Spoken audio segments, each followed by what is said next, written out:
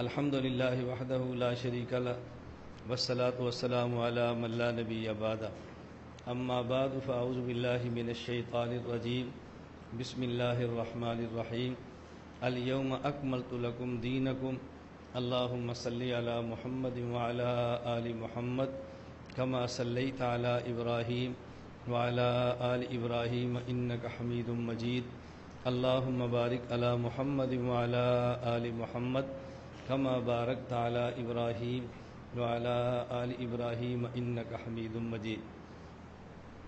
شریعت، اسلام اور دین بنیادی طور پہ دو چیزوں کا نام ہے۔ نمبر ایک عقائد اور نمبر دو مسائل جنہیں ہم اعمال کہتے ہیں۔ عقائد میں بنیادی عقیدہ توحید ہے اور اعمال اور مسائل میں بنیادی مسئلہ تقلید ہے۔ عقائد میں بنیادی عقیدہ توحید کیوں ہے؟ اس کی وجہ یہ ہے کہ ویسے ہمارے ہاں عقائد میں بنیادی عقائد تین شمار ہوتے ہیں۔ نمبر ایک توحید، نمبر دو رسالت اور نمبر تین قیامت۔ رسول کا کام یہ ہے مخلوق کو خالق سے جوڑے، تو اصل چیز خالق اور خالق سے تعلق، اور پیغمبر اس کے درمیان واسطہ ہوتا ہے۔ نبوت کا واسطہ نکال دیں تو مخلوق کا خالق سے تعلق نہیں جوڑتا، تو پیغمبر واسطہ بن کر آتا ہے۔ اس کے بعد قیامت، یہ جزا اور سزا کا دن ہے۔ اگر عقائد اعمال ٹھیک ہیں تو جزا مل جائے گی، اگر عقائد اور اعمال غلط ہیں تو اس کو سزا مل جائے گی۔ تو بنیاد تو عقائد ہوئے، اور عقائد میں بنیادی عقیدہ توحید کے لیے پیغمبر ہے، اور پیغمبر سزا اور جزا سمجھانے کے لیے آتا ہے، اس لیے بنیادی عقیدہ یہ توحید کا ہے۔ اور مسائل میں بنیادی مسئلہ تقلید کا ہے۔ ہم گزشتہ امتوں کی بات نہیں کر رہے، اس امت کی بات کر رہے ہیں۔ بنیادی مسئلہ تقلید کا کیوں ہے؟ نبی کریم صلی اللہ علیہ وسلم پر جو قرآن کریم اترا، اس کی آیات تقریباً 7,500 ہیں، اور اس قرآن کریم کی تشریح جو نبی کریم صلی اللہ علیہ وسلم کے اقوال، افعال اور تقریرات سے ہے، جسے ہم حدیث کہتے ہیں، حدیث رسول، اس کی تعداد 50,000 ہے۔ 50,000 کا معنی حدیث کے جو متون ہیں، متن یہ 50,000 بنتے ہیں۔ ایک ہے حدیث کی سند اور ایک ہے متن۔ متن کہتے ہیں نبی پاک صلی اللہ علیہ وسلم کا قول یا فعل، آپ نے یہ کیا، آپ نے فرمایا، یہ متن ہے، اور اس کو نقل کرنے والے جو راوی ہیں انہیں کہتے ہیں یہ سند ہے۔ محدثین کی مبارک عادت یہ ہے کہ جب رسول اکرم صلی اللہ علیہ وسلم کا ایک قول یا آپ کا ایک فعل متعدد اور کئی راویوں سے آئے تو وہ ہر راوی کو مستقل ایک حدیث شمار کر لیتے ہیں۔ مثال کے طور پہ رسول اکرم صلی اللہ علیہ وسلم نے موضوع پر مسح فرمایا، یہ حدیث ایک ہے۔ اس کو نقل کرنے والے 70 صحابہ کرام رضی اللہ عنہم مجمعین ہیں، تو محدثین فرماتے ہیں کہ موضع پر مسح کی 70 احادیث ہیں۔ حدیث ایک ہے، نقل کرنے والے صحابہ وہ 70 ہیں، تو موضع پر مسح کی حدیث 70 فرما دی گئی۔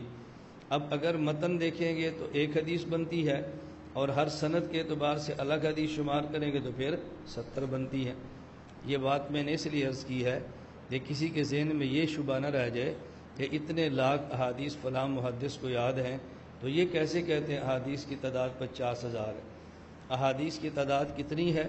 تدریب الراوی میں ہے کہ ایک قول ہے 4,000، ایک ہے 10,000 اور ایک ہے 50,000۔ 50,000 سے اوپر کوئی قول نہیں ہے۔ میں نے اس لیے گزارش کی ہے کہ آیات 7,500 تقریباً اور احادیث 50,000 تقریباً، 50 جمع 7.5 ملائیں 1000 تو یہ 57,000 بنتی ہیں۔ اب اس کا معنی یہ ہے، آیت کو بھی نص کہتے ہیں، نون اور صاد، اور حدیث کو بھی نص کہتے ہیں، اور اس کی جمع نصوص آتی ہے۔ اب ہم کہیں گے کہ نصوص کی تعداد 7,500 ہے، اور رسول اکرم صلی اللہ علیہ وسلم کی جو امت کے افراد ہیں وہ سینکڑوں، ہزاروں، لاکھوں اور کروڑوں اور اربوں میں نہیں ہے، اس سے بھی زیادہ ہے۔ اب ہر امتی کے مسائل کو لیں تو اس کا معنی مسائل اربوں سے بھی زیادہ ہیں، اور ان مسائل کے حل کے لیے جو نصوص ہیں وہ 57,500 ہیں۔ تو 57,000 سے اربوں مسائل کیسے حل ہوں گے؟ ہر بندہ نصوص کو جانتا ہو اور نص سے مسئلہ نکالتا جانتا ہو، ایسا تو ممکن ہی نہیں ہے۔ دنیا میں میں مثال دے رہا ہوں، اگر اس وقت 1,40,40,00,000,000 مثال کے طور پہ مسلمان ہیں، تو آپ تلاش کریں گے تو 40 کروڑ بھی ایسے نہیں ہیں کہ جو قرآن کریم کے حافظ ہوں، اور 1 کروڑ بھی ایسے نہیں ہیں کہ جو احادیث کے حافظ ہوں، اور 1,00,000 بھی ایسے نہیں ملیں گے کہ جو قرآن اور احادیث دونوں کے حافظ ہوں۔ اچھا، اوپر دیکھ کر پڑھنے والے قرآن کریم کو وہ لوگ بھی نہیں ہیں، اور احادیث کو اوپر دیکھ کر پڑھنے والے یہ بھی سب نہیں ہیں۔ تو سوال یہ ہے، 57,000 نصوص سے اربوں مسائل کیسے حل ہوں گے؟ اربوں مسائل کیسے نکلیں گے؟ یہ ہر بندے کے بس میں تو نہیں ہے نا۔ تو اللہ رب العزت نے کچھ مسائل تھوڑے ایسے ہیں کہ جو قرآن کریم کی آیات کے ظاہر میں رکھ دیے ہیں، احادیث میں ظاہر میں رکھ دیے ہیں، اور زیادہ مسائل وہ ہیں کہ جو قرآن کریم اور احادیث کی تہ میں رکھ دیے ہیں، وہ ظاہر نہیں ہیں۔ جس طرح دنیا میں قیامت تک آنے والے انسان کی جو ضرورتیں ہیں مادی جسمانی، یہ ایسی ہیں کہ جو اللہ پاک نے سطح عرض پہ رکھ دی ہے، اور بہت ساری ضروریات کے لیے چیزیں ایسی ہیں کہ جو اللہ نے سطح عرض کے نیچے رکھی ہیں۔ اور عجیب بات یہ ہے کہ دنیا میں جو چیزیں انسان کے استعمال کی ہیں، ان میں جو کم قیمت ہیں وہ زمین کے اوپر ہیں، اور جو قیمت میں زیادہ ہیں وہ زمین کے نیچے ہیں۔ آپ دیکھ لو، گندم قیمت کم ہے، زمین کے اوپر ہے، جو قیمت کم ہے زمین کے اوپر آ جاتی ہے، گنا اور مالٹا قیمت میں کم ہے زمین کے اوپر آ جاتی ہے، سونا قیمت میں بہت زیادہ ہے، یہ زمین کے اوپر کبھی نہیں آتا۔ یہ آئل، گیس، پٹرول، فیول اور یہ جواہر، یہ قیمتی چیزیں ہیں، یہ زمین کے نیچے ہی رہتی ہیں، انسان کی ضرورت کی ہیں۔ تو جو سطح عرض پر ہیں، ان کو تقریباً ہر آدمی کسی نہ کسی درجے میں حاصل کر لیتا ہے، اور جو سطح عرض کے نیچے ہیں اس کو ہر آدمی حاصل کرے یہ ممکن ہی نہیں ہے۔ اس لیے ہر آدمی سطح عرض کے نیچے جو ضروریات ہیں اس کو حاصل کرنے میں کسی ماہر کا محتاج ہے۔ اسی طرح آیات اور احادیث کے اوپر کچھ مسائل ہیں، اور زیادہ مسائل وہ ہیں جو آیات اور احادیث کے نیچے ہیں، ان کو حاصل کرنے میں انسان کسی ماہر کا محتاج ہے۔ قرآن کریم اور حدیث کی تہ میں جو مسئلہ ہے، اس مسئلے کو جو نکالے ماہر اور نکال کے عام افراد کو دے، اس ماہر کا نام ہے مجتہد۔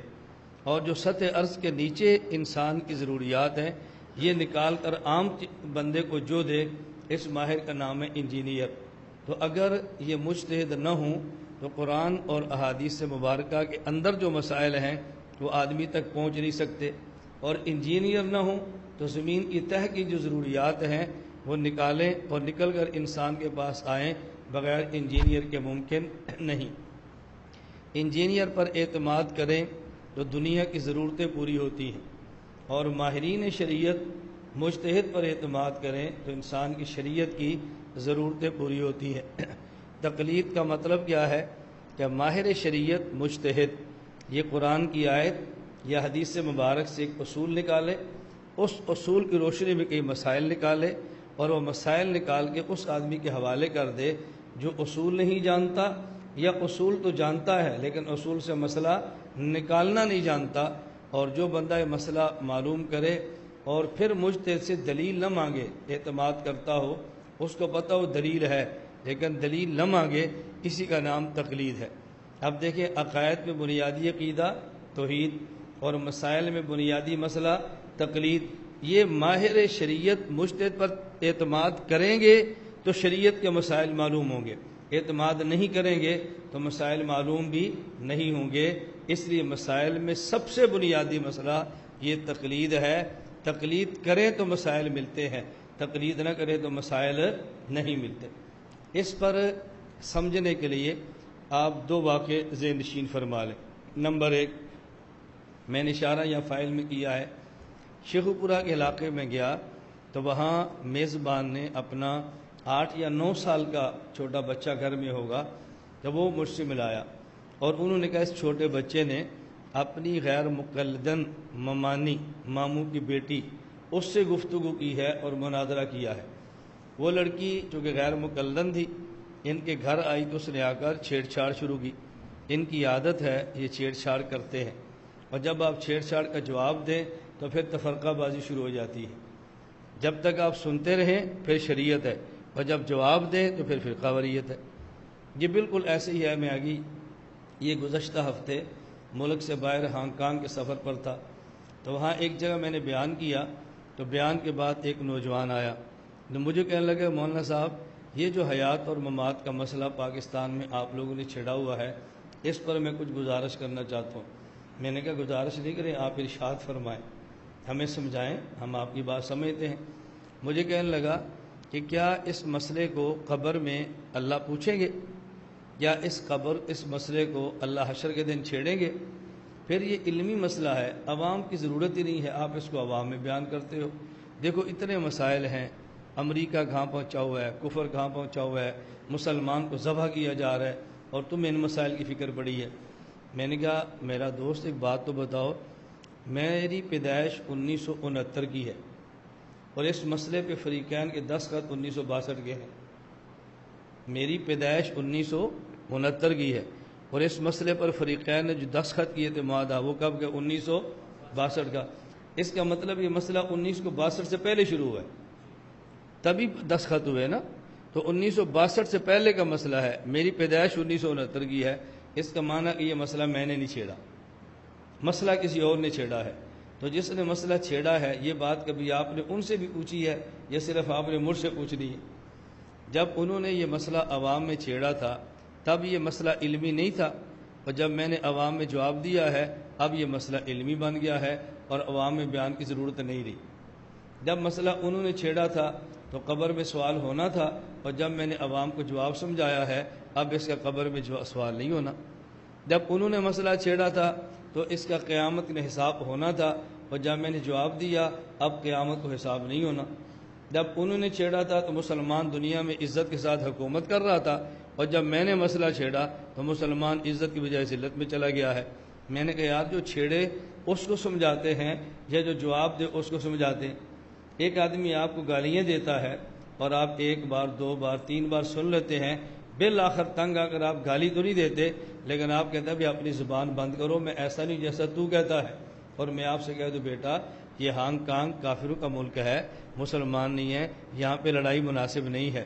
تو آپ مجھے کیا جواب دو گے کہ لڑائی مناسب نہ ہونے کا معنی کہ میں گالیاں سنتا ہوں؟ پھر یہ کافر ملک مسلمان ملک بن جائے گا۔ اب جو گالیاں دے رہا ہے میں اس کو نہیں سمجھا رہا، آپ نے ایک بار کا بھی گالی نہ دو، ہم ایسے نہیں ہیں، میں آپ کو سمجھانا شروع کر دوں۔ کہتا جی بات تو آپ کی ٹھیک ہے۔ میں نے کہا آپ کو سمجھ آ گئی ہے؟ مجھے کہتے آ گئی ہے۔ میں نے کہا جنہوں نے آپ کو یہ بات سمجھائی ہے نا، یہ بات اب ان کو آپ سمجھا دیں بس، کیونکہ اس لڑکے کو خود تو بات نہیں کہ کسی نے سمجھائی ہوگی نا۔ تو میں اس لیے گزارش کر رہا ہوں کہ یہ بات اچھی طرح سمجھیں۔ وہ لڑکا تھا، اب غیر مقلد لڑکی ہے تو اس نے چھیڑ چھاڑ شروع کر دی۔ اس لڑکے نے اس ممانی سے کہا جو میرے بیان سنتا تھا، اور میں اکثر ملک اور بیرون ملک سفر کروں تو میں حضرات سے گزارش کرتا ہوں کہ آپ ہمارے بیان سنا کریں، انشاءاللہ گفتگو کرنے کا آپ کے اندر ملکہ از خود پیدا ہو جائے گا انشاءاللہ۔ بہت سارے سوالات ایسے ہوں گے آپ مرکز سے رابطہ کی بغیر اس کے جواب خود دے لیں گے انشاءاللہ۔ اب وہ لڑکا اپنی ممانی سے کہتا ہے کہ ہم گفتگو کر لیتے ہیں۔ ممانی کا کر لیتے ہیں، کس مسئلے پہ کریں؟ ممانی صاحبہ کہتی ہے رفع دین پہ۔ غیر مقلد کی عادت ہے جب بھی آپ سے بات کرے گا وہ سب سے پہلے رفع دین کا مسئلہ اٹھائے گا۔ یہ کیوں اٹھاتا ہے؟ جب اس پر گفتگو ہوگی نا میں پھر عرض کروں گا کہ اس مسئلے کو اندر وہ پہل کیوں کرتا ہے، اس مسئلے کو چھیڑتا کیوں ہے۔ تو اس لڑکے نے کہا کہ مامی جان ہم ایک مسئلے پر بات کرنے کی بجائے ہم ایک بنیادی مسئلے پر بات کر لیتے ہیں جس سے ہمارے گھر کے مناظرے ہمیشہ کے لیے ختم ہو جائیں۔ اس نے پوچھا وہ کون سا مسئلہ؟ اس نے کہا وہ تقلید کا مسئلہ ہے۔ وہ کیسے؟ یا آج ہم رفع دین پہ کریں گے، میں جیت گیا یا آپ جیت گئی، کل ہمیں آمین پہ بات کرنی پڑے گی، اس پہ کون جیتتا ہے تو پھر تراویح کرنی پڑے گی، اس پہ کون جیتتا ہے پھر فاتحہ پہ کرنی پڑے گی، اس پہ کون جیتتا ہے پھر وتر کی رکعت پہ کرنا پڑے گی۔ یہ تو ہر روز مناظرہ ہوگا۔ تو جب ہم تقلید کو ثابت کر دیں گے تو سارے مسئلے از خود حل ہو جائیں گے، اس لیے پہلے تقلید پہ بات کر لیتے ہیں۔ اب دیکھو اس بچے نے سمجھا لیا کہ تقلید بنیادی مسئلہ ہے، اور آپ بڑے نہیں سمجھا سکتے تقلید بنیادی مسئلہ ہے۔ کیوں؟ جب آدمی سمجھے تو پھر سمجھاتا ہے، اور جب خود ہی نہ سمجھے اس نے کسی اور کو سمجھانا گیا ہے۔ خیر اس نے اپنے ممانی سے کہا میں آپ سے سوال کرتا ہوں، مجھے آپ بتائیں کہ تقلید ایمان ہے یا تقلید شرک ہے؟ غیر مقلد ہمیشہ کہتے ہیں تقلید شرک ہے۔ اس عورت نے بھی یہی کہنا تھا تقلید شرک ہے، اس لیے اس بچے نے کہا کہ میرا سوال یہ ہے تقلید ایمان ہے یا شرک؟ لیکن جواب دینے سے پہلے میری چھوٹی سی آپ گزارش سن لیں۔ اس نے کہا وہ کیا؟ اس نے کہا میری گزارش یہ ہے اگر آپ نے تقلید کو ایمان مان لیا تو پھر آپ غیر مقلد کی بجائے مقلد بن جائیں گی، چونکہ آپ نے تقلید کو ایمان مان لیا ہے۔ اور اگر آپ نے تقلید کو شرک مان لیا میرے ماموں جان مقلد مشرک بن جائیں گے اور آپ غیر مقلد موحدہ بن جائیں گی۔ مقلد مشرک اور غیر مقلد موحد کا آپس میں نکاح نہیں رہتا۔ تو اگر آپ نے تقلید کو ایمان مان لیا تو پھر آپ کا مذہب بدل جانا ہے، غیر مقلد سے مقلد ہو جانا ہے، اور اگر آپ نے تقلید کو شرک مان لیا تو پھر آپ کا نکاح ختم ہو جانا ہے جو میرے ماموں جان کے ساتھ ہے۔ اب میرا آپ سے سوال ہے کہ آپ بتائیں تقلید ایمان ہے یا شرک ہے؟ وہ کیا جواب دے؟ ایمان کہے تب مرتی ہے اور شرک کہے تو تب مرتی ہے، پھنس گئی نا۔ اب جب پھنس جائے تو پھر کہتے ہیں کہ بحثوں کا کچھ بھی فائدہ نہیں ہے۔ اب وہی عورت کہتی ہے بحث کا کیا فائدہ، میں نے بھی یہاں رہنا ہے، آپ بھی یہاں رہنا ہے، آپ اپنے مسلک پر عمل کریں، میں اپنے مسلک پر عمل کرتی ہوں، میں آپ کو کچھ نہیں کہتی تو ہمیں کچھ نہ کہو، بات ختم ہوگی۔ اب دیکھو تقلید بنیادی مسئلہ بن گیا نا۔ میں اس لیے کہہ رہا ہوں کہ تقلید تمام مسائل کا ایک بنیادی مسئلہ ہے، بنیادی۔ اللہ ہمیں یہ بات سمجھنے کی توفیق عطا فرمائے۔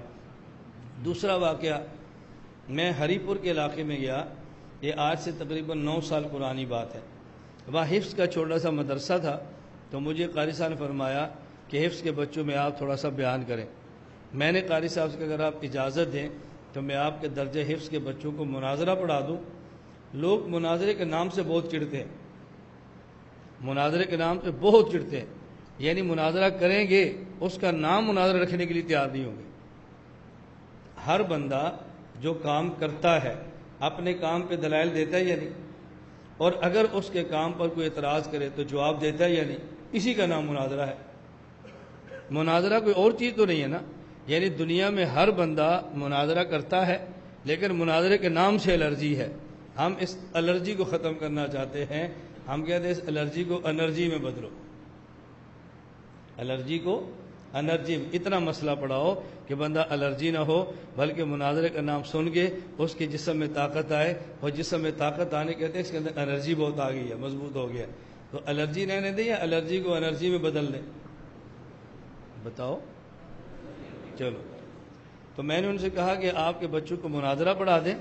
انہوں نے کہا جی بچے کیا پڑھیں گے؟ میں نے کہا پڑھیں گے یا نہیں پڑھیں گے میرا مسئلہ ہے، آپ کی طرف سے اجازت ہے یا نہیں؟ انہوں نے کہا جی میری طرف سے اجازت ہے کہ آپ یہ سمجھ سکتے تو پڑھا دیں۔ میں نے ان چھوٹے بچوں سے کہا آپ ایک مسئلے پر گفتگو کرنا سیکھیں۔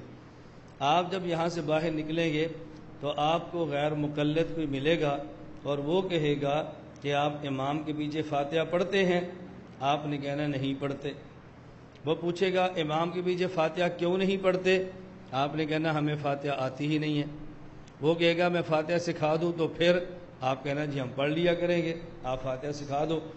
وہ آپ کو فاتحہ سکھائے گا اور کہے گا پڑھو الف لام زبر ال، ہا میم زبر ہم، الحم، دال پیش دو، الحمدو۔ میں نے کہا جب وہ یہ کہے نا تو ایک بچہ آپ نے کہنا ہے الف لام پیش ال، ہا میم زبر ہم، الحم۔ تیسرا میں نے کہا آپ نے کہنا ہے الف لام زیر ال، ہا میم زبر ہم، الحم۔ وہ کہے گا نہیں الف پہ زبر گھڑو، تو کہنا میں نے ضمہ پڑھنا ہے، تو کہنا میں نے کسرہ پڑھنا ہے۔ یہ میں الف کہہ رہا ہوں اس لیے کہ ہمارے ہاں اس کو الف کہتے ہیں۔ یہ بات میں اس لیے سمجھا رہا ہوں کسی طالب علم کے ذہن میں اشکال نہ آئے کہ شروع میں تو الف ہوتا ہی نہیں، شروع میں تو حمزہ ہوتا ہے۔ الف ہوتا ہے جس پر کوئی بھی حرکت نہ ہو اور سکون بھی نہ ہو، اور بغیر سکون بغیر حرکت کے جو اس کو الف کہتے ہیں، اگر حرکت یا سکون آ جائے تو اس کو حمزہ کہتے ہیں۔ اس کو اتنا بھی نہیں پتہ حمزہ ہے یا الف ہے اور یہ الف پڑھ رہا ہے، اس لیے میں نے وضاحت کر دی ہے کہ ہمارے چونکہ عوام میں الف ہی کہتے ہیں اس لیے میں نے الف کہہ دیا، ورنہ آپ کی کلام میں یہی کہیں گے یہ حمزہ وصلی ہے جو ابتدائی کلام میں منسوب ہوتا ہے، ہم یہی کہہ دیں گے۔ میں صرف بات سمجھانے لگا ہوں، میں نے کہا آپ نے ال کہنا ہے اور یہ کہے گا ال، وہ کہے گا نہیں ال پڑھو۔ آپ اس سے پوچھیں کہ ہم اس الف پر حمزہ پر الف زبر کیوں پڑھیں؟ وہ کہے گا دیکھو لکھا ہوا نہیں ہے۔ آپ اس سے پوچھیں کہ یہ زبر اللہ نے لکھا ہے؟ وہ کہے گا نہیں۔ آپ نے کہنا یہ زبر اللہ کے نبی صلی اللہ علیہ وسلم نے لکھا ہے؟ وہ کہے گا نہیں۔ تو آپ نے پوچھنا پھر یہ الف پر زبر کس نے لکھا ہے؟ ہمیں اس کا نام بتاؤ۔ اب اس کو یہ تو نہیں پتا کس نے لکھا ہے، لیکن یہ پتا ہے کہ لکھوایا کس نے ہے۔ یہ نہیں پتا کہ لکھا کس نے، لیکن یہ پتا ہے۔ وہ کہے گا یہ حجاج بن یوسف نے لکھوایا ہے۔ آپ نے کہنا بھی حجاج بن یوسف اللہ ہے؟ کہے گا نہیں۔ اللہ کا نبی ہے؟ ہوگا نہیں۔ تو پھر ہم تو اگر کوفے کا امام ابو حنیفہ ہو اس کی بات نہیں مانتے تو ہم کوفے کے حجاج کی بات کیسے مانیں گے؟ پھر حجاج بن یوسف تو کہا تھا لکھو، یہ لکھا کس نے ہے؟ لکھنے والے کا نام بتاؤ۔ تو آپ کو نام نہیں بتا سکتا۔ آپ بتاؤ، آپ کہہ رہے ہیں جس امام کا نام معلوم ہو اس کی بات مانے تو شرک ہے، اور لکھنے والے کا نام بھی معلوم نہ ہو اس کی بات مانے گے تو پھر شرک نہیں ہوگا۔ تو جب تک ہم کسی بندے کی تقلید نہیں کریں گے نا بیٹا، یہ الف جو قرآن کریم کے شروع میں ہے اس کا زبر بھی ثابت نہیں ہو سکتا۔ پورے دین کو ثابت کرنا کتنا مشکل ہے۔ اگر کوئی آدمی تقلید نہ کرے تو شروع میں الف کا جو زبر ہے وہ نہیں ثابت ہوتا تو باقی پورا دین ثابت کیسے ہوگا؟ اس لیے میں نے گزارش کی ہے، دیکھو آپ تو علماء ہیں نا، آپ تو سمجھ لیں گے اس حمزے پر زبر پڑھنی ہے کیوں؟ یہ حمزہ وصلی ہے جو ابتدائی کلام میں ہے، اور جب حمزہ وصلی کلام کے شروع میں تو اس کے اوپر زبر ہوتی ہے۔ آپ کو تو قاعدہ معلوم ہے لیکن عوام کو تو قاعدے معلوم نہیں ہے۔ اس لیے میں نے عرض کیا ہے کہ عقائد میں بنیادی عقیدہ توحید ہے اور مسائل میں بنیادی مسئلہ تقلید ہے۔ جب تک تقلید کے قائل نہ ہوں قرآن کریم کے الفاظ بھی ہمارے تک نہیں پہنچ سکتے، قرآن کریم کے معنی تو بہت دور کی بات ہے۔ تو یہ اچھی طرح بات سمجھ لیں کہ عقائد میں بنیادی عقیدہ توحید اور مسائل میں بنیادی مسئلہ تقلید ہے۔ دوسری بات سمجھیں، تقلید کے حوالے سے عام طور پہ لوگ یہ بات کہہ دیتے ہیں بھائی تقلید یہ کوئی فرض واجب تو نہیں ہے، یہ کوئی عقیدے کا حصہ تو نہیں ہے، آپ تقریر پہ اتنی زور کیوں دیتے ہیں؟ ہم کہتے ہیں زور دینے کی وجہ سمجھ لو۔ پہلی بات، یہ بات غلط ہے کہ تقلید فرض یا واجب نہیں، یہ بات ہی غلط ہے، یہ بات قطعاً غلط ہے کہ تقلید واجب نہیں ہے۔ میں عرض کرتا ہوں کہ ہمارا یہ دعویٰ ہے کہ تقلید کرنا عامی آدمی پر واجب ہے۔ یہاں عامی سے مراد عوام نہیں ہے، یہاں عامی سے مراد وہ بندہ ہے کہ جو اصول نہ جانتا ہو یا اصولوں سے مسائل نکالنا نہ جانتا ہو۔ یہاں عامی کا معنی یہ ہے۔ یہ آپ عامی کا معنی سمجھ جائیں گے نا، اب آپ کے بہت سارے سوالات ختم ہو جائیں گے، بہت ساری الجھنیں اور بہت سارے سوالات ختم ہو جائیں گے کہ جی عامی پر تقلید کرنا واجب ہے۔ تو آپ تو عامی نہیں، آپ تو عالم ہیں، آپ کیوں تقلید کرتے ہیں؟ اب آپ سمجھتے ہیں بات تو ٹھیک ہے، ہمارے یہاں تو اصول فقہ میں لکھا ہے کہ تقلید کرنا مجتہدی عامی پر واجب ہے، اور ہم تو عامی نہیں علماء ہیں، ہمارے اوپر واجب کیسے ہو گیا؟ تو یہاں عامی سے مراد وہ نہیں ہے کہ جس کو عوام کہتے ہیں، یہاں عامی سے مراد وہ ہے کہ جو اصول نہ جانتا ہو یا اصولوں سے مسائل نکالنے نہ جانتا ہو۔ کیوں عامی ایک ایسا لفظ ہے کہ ہر فن میں اس کا معنی بدلتا ہے۔ عام طور پہ عامی کا معنی اور ہوگا اور تقلید اور فقہ کے مسائل میں عامی کا معنی اور ہوگا۔ تو یہ عامی کا مفہوم وہ نہیں ہے کہ جو وہ لوگ بیان کرتے ہیں پھر ہمارے اوپر اعتراض کرتے ہیں اور ہمارے ساتھی کے لیے پھر جواب دینا مشکل ہو جاتا ہے۔ ایک بات تو یہ ذہن میں رکھیں، اور اسی حوالے سے دوسری بات ساتھ یہ ذہن میں رکھ لیں، یہ جو لوگ کہتے ہیں تقلید پہ آپ زور کیوں دیتے ہیں، بسا اوقات ایک مسئلہ اتنا اہم ہوتا نہیں ہے کہ جتنا اس کو مخالف بنا دیتا ہے، اور جب مخالف کسی مسئلے کو اہم بنا دے تو پھر اس کا مقابلہ کرنے کے لیے اس اہمیت کو ذہن میں رکھنا ضروری ہے، ورنہ اس مسئلے پر آپ اس کا مقابلہ کر ہی نہیں سکتے۔ آپ کہیں گے جی وہ کیسے؟ اب میں بات سمجھانے لگا ہوں۔ دیکھیں غیر مقلدین کے ایک عالم گزرے ہیں مولانا محمد جونا گڑھی۔ اب ان سے ایک آدمی مسئلہ پوچھ رہا ہے۔ مسئلہ کیا پوچھا کہ جی میرے والد صاحب فوت ہو گئے ہیں اور وہ حنفی تھے، تو ان کے لیے میں دعائے مغفرت کر سکتا ہوں؟ انہوں نے کہا مشرک کے لیے دعائے مغفرت کرنا جائز نہیں ہے۔ تو وہ تقلید کرنے کو شرک کہہ رہے ہیں۔ تو جب وہ مقلد کو مشرک کہتے ہیں، اب بتاؤ ہم جو اس کا مقابلہ کریں گے تو پھر اس کو نظریہ سمجھ کے کریں گے نا۔ اب ہمیں تھوڑا سا اوپر جانا پڑے گا، وہ ہمیں مقلد کو مسلمان سمجھنے کے لیے تیار نہیں ہے، اور ہمیں یہ فکر پڑی ہے اس کے پیچھے نماز ہو جاتی ہے کہ نہیں۔ مجھ سے بعض لوگ پوچھتے ہیں جی ان کے پیچھے نماز ہوتی ہے، میں نے کہا ان سے پہلے یہ پوچھ لو کہ تمہارا مقتدی مسلمان بھی ہے کہ نہیں۔ وہ اپنے مقتدی کو جب مسلمان نہیں سمجھتے، ان کے ہاں تمہاری نماز ہی نہیں ہوتی، اور آپ کہتے ہیں ہماری ان کے پیچھے ہو جاتی ہے کہ نہیں۔ وہ آپ کی نماز ماننے کے لیے تیار نہیں ہے، اور آپ اس کے پیچھے جماعت بھی ماننے کے لیے تیار کھڑے ہوئے۔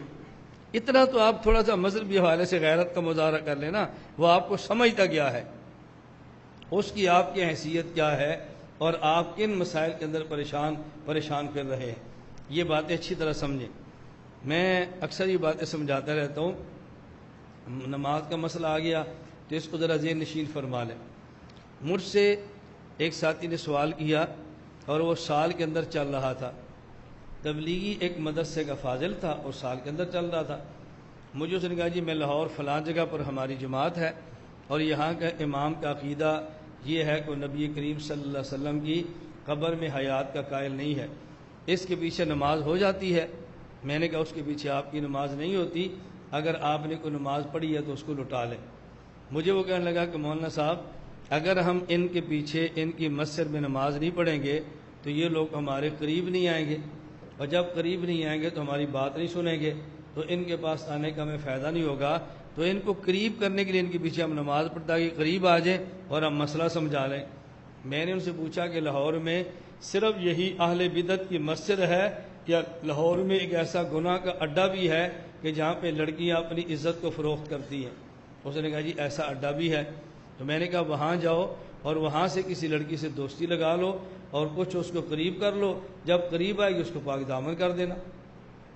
پہلے اس کو قریب کر لو، دوستی لگا لو، اس سے پیار شیار کرو، اور جب وہ آپ کے قریب آ جائے، اب بوسو کنار کریں، دوستی لگ جائے، یاری لگ جائے، تو پھر بعد میں اس کو نیک بنا کے توبہ کرا کے کسی سے نکاح کروا دینا۔ مجھے کہتا مولانا صاحب نامحرم عورت کو اس طرح قریب کرنا جائز نہیں ہے۔ تو میں نے کہا اہل بدعت کے پیچھے کھڑے ہو کے نمازیں پڑھنا کیسے جائز ہے؟ بھائی جس طرح ان کی جنت کا مسئلہ ہے تو زانیہ فاحشہ عورت کو بھی جنت میں لے جانا ہے کہ نہیں؟ اہل بدعت کی آپ کو فکر پڑی ہے، بھئی ان کے پیچھے نماز پڑھ کے قریب کر لیں اور بعد میں اہل سنت کر لیں، تو زانیہ عورت سے زنا کر کے قریب کر لیں اور بعد میں اس کو منکوحہ بنا کر اس کو سیدھے لائن پہ لگا دیں۔ اب میں نے کہا بات آپ کو کیوں سمجھ نہیں آ رہی؟ اس لیے کہ آپ کے ذہن میں زنا جیسے عمل کی نفرت موجود ہے اور بدعت جیسی غلط عقیدے کی نفرت آپ کے پاس موجود نہیں، کیونکہ زنا سے نفرت آپ کے ذہن میں ہے۔ آپ کسی عورت سے زنا کر کے اس کو قریب کرنے کے لیے تیار نہیں ہیں تاکہ دین سکھا لیں، لیکن چونکہ بدعت کی نفرت موجود نہیں ہے اس لیے بدعت کرنے کے لیے ہم فوراً تیار ہو جاتے ہیں۔ تو مجھے اس نے کہا پھر اس کا حل کیا ہوگا؟ میں نے کہا حل تو ہے اس کا، آپ ابتدائی سوری کر لیں، آپ اس کے پیچھے کھڑے ہو جائیں، نماز نہ پڑھیں اور بعد میں اپنی نماز پڑھ لیں، اس میں کیا فرق پڑتا ہے؟ یا آپ اس کے پیچھے کھڑے ہوں اور نماز اپنی پڑھتے رہیں فجر میں اور مغرب میں، باقی 4 رکعت والی میں تو آپ نے 2 ہی پڑھنی ہے، 2 رکعتیں اپنی پڑھ لیں اور ان کے پیچھے ویسے کھڑے ہو جائیں۔ مجھے اس نے کہا جب ایسے کھڑے ہوں گے تو پھر ہماری جماعت کا کیا بنے گا؟ میں نے کہا بھی جماعت واجب ہے لیکن عذر ہو تو واجب ساقط ہو جاتا ہے۔ اب آپ کی جماعت کی نماز کیوں نہیں ہو رہی کہ آپ کا عذر ہے؟ نماز ہوگی تو جماعت ہوگی نا، جب نماز ہی نہیں ہوگی تو جماعت کہاں سے ہوگی؟ پہلے نماز کی فکر کریں پھر جماعت کی فکر کریں۔ تو یہ باتیں جب سمجھ آ جائیں پھر الجھنیں دور ہو جاتی ہیں۔ میں نے ان کو کہا دیکھو ہم تبلیغ کے کام کے مخالف نہیں ہیں، لیکن یہ تو ہم نے آپ کو سمجھانا ہے نا کہ کہاں نماز ہوتی ہے اور کہاں نماز نہیں ہوتی۔ میں نے یہ نہیں کہا اس مسجد میں جماعت لے کر نہ جاؤ، میں نے کہا اس مسجد میں جاؤ، ضرورت ہے تو ان کے پیچھے کھڑے بھی ہو جاؤ، لیکن نماز اپنی پڑھتے رہنا، وہ سمجھیں کہ ہمارے پیچھے ہے اور تم سمجھو کہ میں اپنی پڑھ رہا ہوں۔ اب میں نے یہ تو نہیں کہا کہ تبلیغی جماعت لے کر نہ جاؤ، تو ہمارے بارے میں غلط پروپیگنڈا نہ کریں۔ میں اس لیے گزارش کر رہا تھا پہلے بندے کو بات اچھی طرح سمجھ لینی چاہیے، ورنہ بلا وجہ آدمی کی الجھنیں پیدا ہو جاتی ہیں۔ اب ایک ساتھی مجھے کہنے لگا کہ جی فلاں مولانا صاحب کہتے ہیں کہ تبلیغ والوں کی نماز ہر کسی کے پیچھے ہو جاتی ہے، کیوں؟